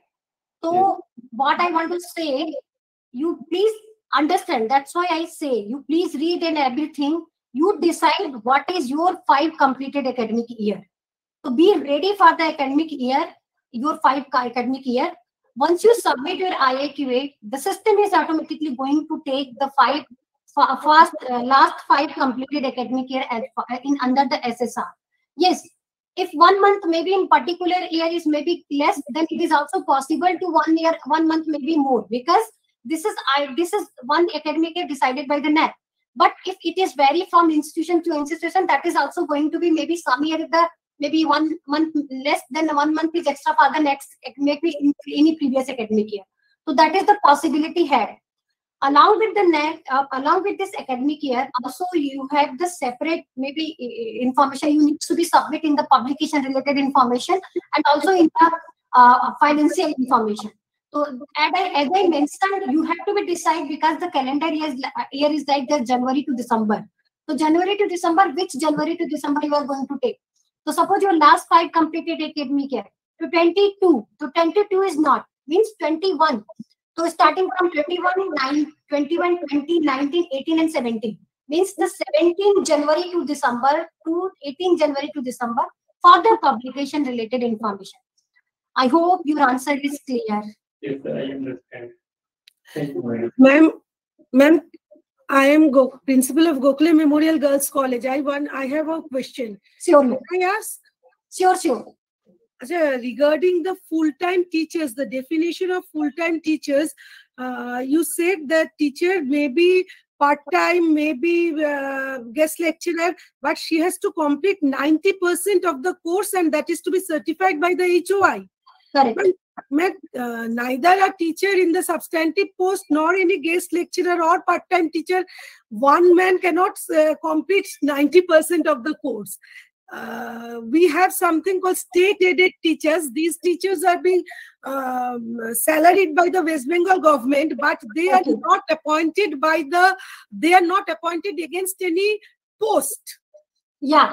Then you can, yes, you can claim, ma'am, if they are taking 90% of syllabus of particular paper, particular subjects, you can claim is a full-time teacher. That's why we didn't mention permanent or temporary, because we know the terms of permanent and temporary. Our objective is NAC is only for the academic purpose. We fulfill the academic purpose. You know, the many private institutions and many other institutions, they might be the faculty in the ad hoc. They are taking the syllabus, maybe 100%, not only 90%. But they are not, if people have mentioned the permanent, they may not consider as the full-time teacher. So that's why we change the definition. So either, but if the ad hoc and visiting faculty, they are not taking 90% syllabus, they are not a part of the full-time teacher. This is other one side. Another side, if they are taking for particular metric, like into 3.1, we have the in this two extended profile, number of full-time teacher. To be sure, if any faculty may be not recruited as a permanent, but they are taking, they may be ad hoc or what you are saying, there are different terms in the government. So that is considered as a full-time teacher. Okay, thank you, madam. But there is another thing, percentage of full-time teacher against sanctioned post, teacher-student ratio. If we but these teachers, they are not appointed against any sanctioned post. So if we consider, at that time, full-time teachers against sanctioned post means the teachers who are only in the substantive post. Here, the full-time teachers definition will be something different. And if we take into consideration the other teachers in this category, then the ratio will come in decimal. That's why we have two things. One is number of full-time teacher, another is number of full-time teacher against sanctioned post. So this is very much clear. If the particular college for particular subject, a particular department, the sanction is 10. The sanction is dependent on number of students and other thing also. Correct? So that is sanction. Suppose any biology or any particular department, there is sanction is 10 only. So, but maybe some position is vacant. They not full 10. They may be the permanent, the particular faculty is 8 or 6 there only. So there is still 2 or 1 faculty supposed to be there because there is requirement. So that may be institution fulfill either ad hoc or other ways. So that may be considered here. Another thing. That's why if institution claim the number of full-time teachers, suppose 90, 20, 12, and the number of sanction is 10, immediately we reduce and make it stay. It should not be the sanction more than sanction post. So there is provision here. The number of full-time teachers should not be more than number of sanction post, full-time sanction post. But that is the provision. But in our state, in my college and maybe in other colleges also, if we consider those who are in the, we say state-aided college teachers, if we consider them, then the number, because they are not appointed against any sanctioned post. So we cannot consider them, because if we consider them, then their number along with the teachers in the substantive post will cross the number of sanctioned posts. That's why, ma'am, I'm saying the number of sanction posts is clear by the sanction authority. There is sanction order, sanction letter, either management or the government. Correct? Another thing, number of full-time teacher. So that's why I have mentioned the number of full-time teacher. How many? It should be the provision is objective or the subject supposed to be completed by either ad hoc or the permanent teacher or the what the teacher already there, the permanent position. So objective is this. But it should not be more than sanction. The full-time teacher is not more than sanction post. That is one thing. But how many you are going to claim? This is up to you. This is up to the institution. Up to, because this freedom we are going to give, we are considering the academic things, because we know the UGC and other things, there is the responsibility to take the vacant position, fulfill another thing. This is not the purview of NAC. But what is the purview of NAC? We are taking care. We are, how we taking care? In this way. or I think this is the right way. If we people are, maybe some other people fulfill this, maybe some of their claims fulfill this. So it should be they claim there. So that is the objective of this. Ma'am, I have two questions related to publication. The Yes, ma'am. first is, you consider publication of a person, of any teacher, with the name of the affiliated institution, or as our teachers are college teachers, we have no research facility. So most of us who are publishing regularly, they are doing research under some university or some institute, etc.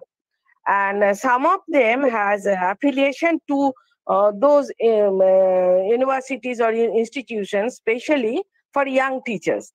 So can their publication be considered? Number one.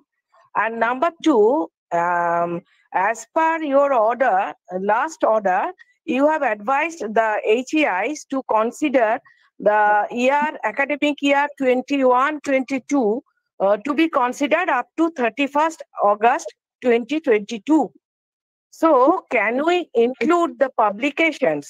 If we submit the SSR in, say, November or December 22, can we consider the publications up to 31st August 2022?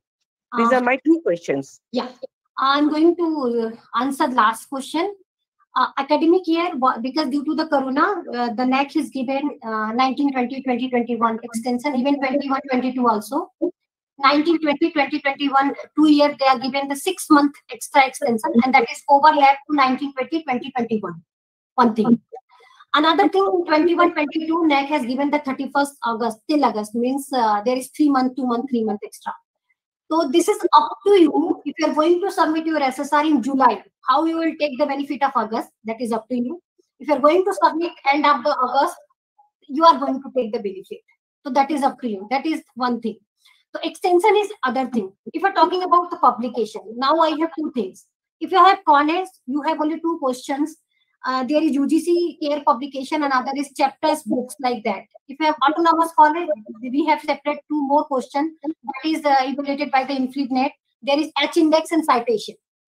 So if you are asking if any faculty, because you don't have research center and other thing, that is not a question actually. If the affiliated college, there is no question like that. If any particular, because institution, if any institution particular faculty is going to publish any paper in the name of a particular teacher, and this the same teacher as there in the particular college, they claim, and this is the property, this is the paper of the college itself in particular academic year. Number 1. Number 2, if you have autonomous college, so there is separate. In this case, if the institution, if the college faculty is with your college, but they publish some other university name, so that is going to this account, university account, because they InfreeNet have the data, they maintain the institution-wise citation and H index. So they are going to take the benefit there. So I think if you have college, so there is no citation and H index matrix.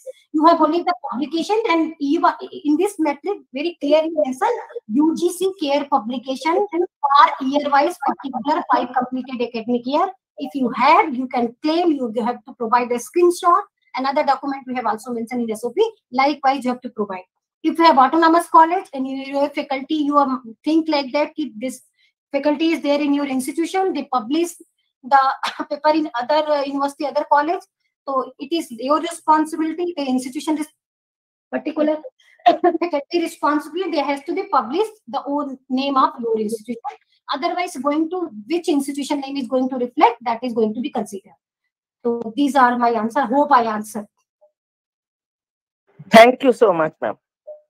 Okay. Thank you, madam. There is one question more. The question is, can you please clarify the formula for course outcome and program outcomes? I think the question is not clear what we want to know. Who sent this question? Please. If the question is course outcome and program outcome, it is very simple. It is mentioned in our manual also. Is particular any course, means paper.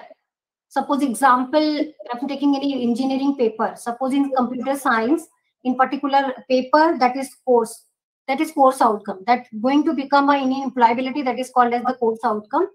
And the program outcomes, particular degree like BTech, after the BTech, how it's going to implement, that is the program outcomes.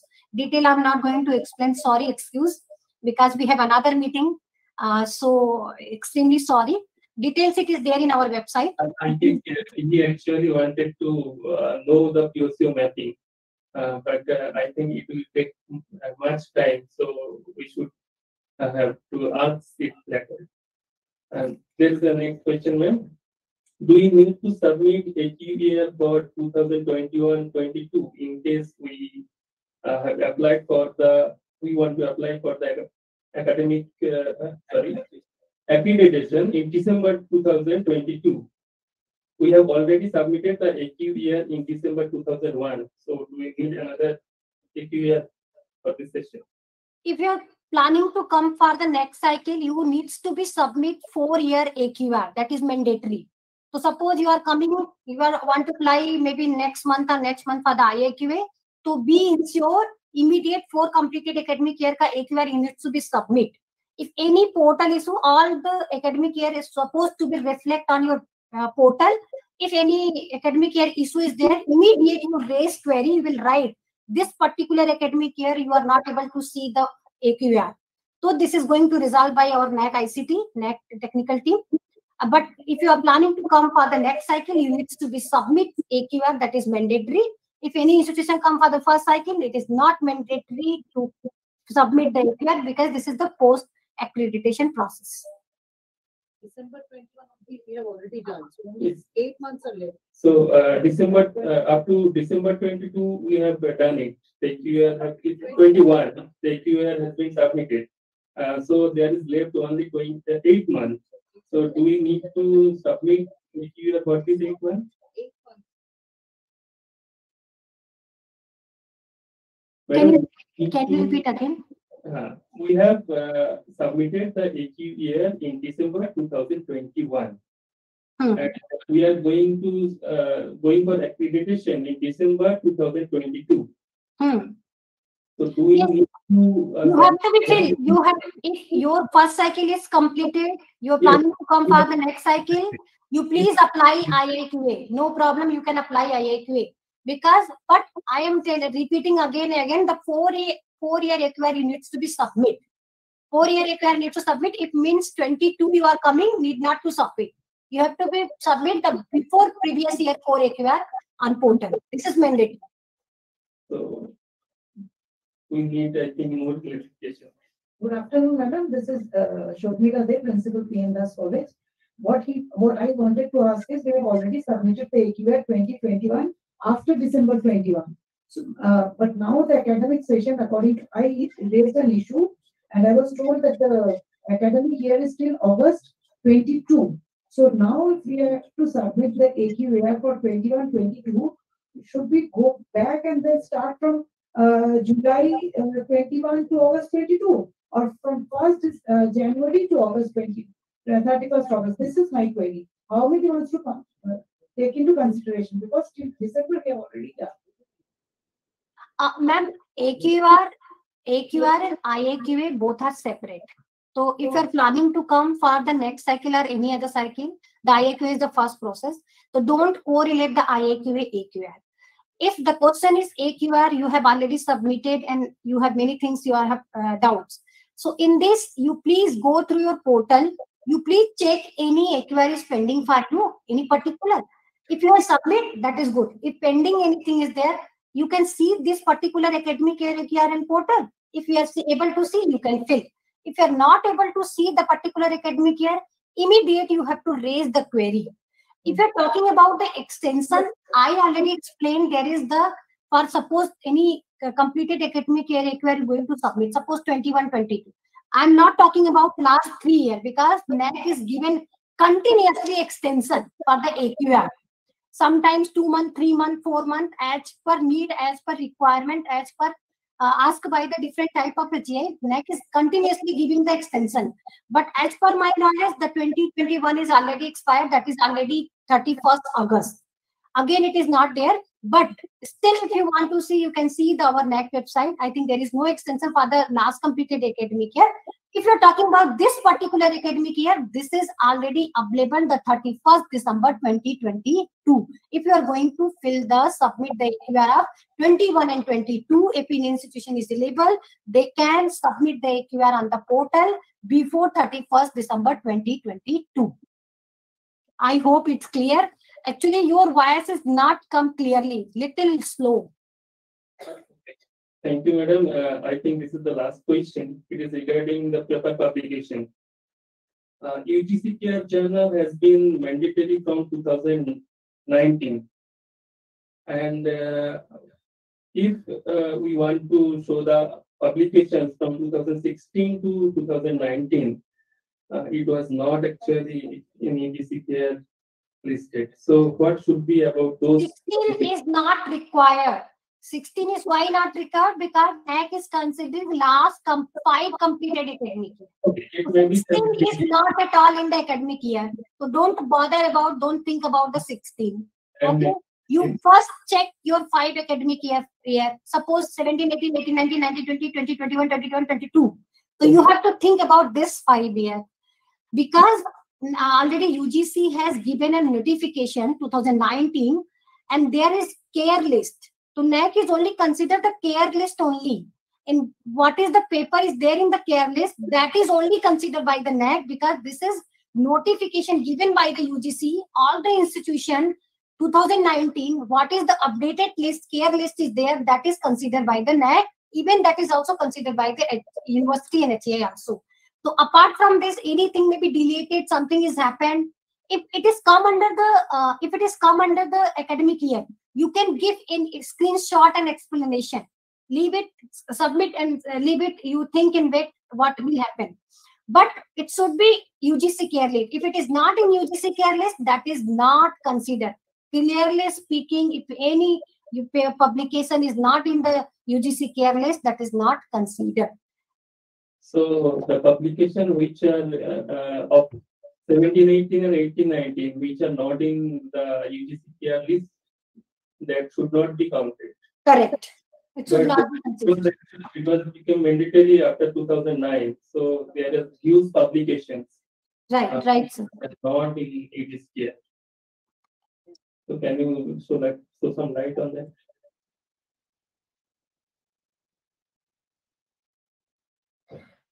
Madam, can you get me? Yes, sir. Tell me. Actually, for the year 1718 and 1819, there are huge publications which have been done by our researchers which are not in UGC care because UGC care was not completed for those years. So what sir, if it is not in those years, 17, 18, 18, 19, if it is not in this UGC care list, that is not considered. Clearly, sir. You can see in our website, it is clearly mentioned only the UGC care list is considered. So those are not in care list, but maybe earlier it was in UGC approved journal. But now it is not in UGC care list, that is not considered. Thank you, madam. Thank you. So is there any question more? I think there is. So I think this question has been already discussed. Madam, there is one question in the chat box. During pandemic year, the AQR for 2021 extended to 2021 December. That is from 2020 July to 2021 December. As per the response we received through the HUI portal, then in SSR, what should be the period of consideration for the academic database? You have to be provided only 1 year information. This is extension for the filling of AQR, but your information should be the particular academic year. If you're going to fill the 2021 academic information, it should be 2021. What is your opening of the academic year and the closing of academic year? It should be 1920 only, 2021 only, 1 year only. Extension is only given because due to the pandemic, maybe some of the institutions are not able to submit the AQR. So that is extension for the AQR filling only, not for the extension of academic year. So we can now consider the normal sessions. Okay. Thank you, ma'am. Thank you. Can I leave, sir? 1 minute, madam. Yes, madam, this session is complete, but I think Dr. Choma Ghosh, principal, she will propose the vote of thanks. So I think it will just take a few minutes.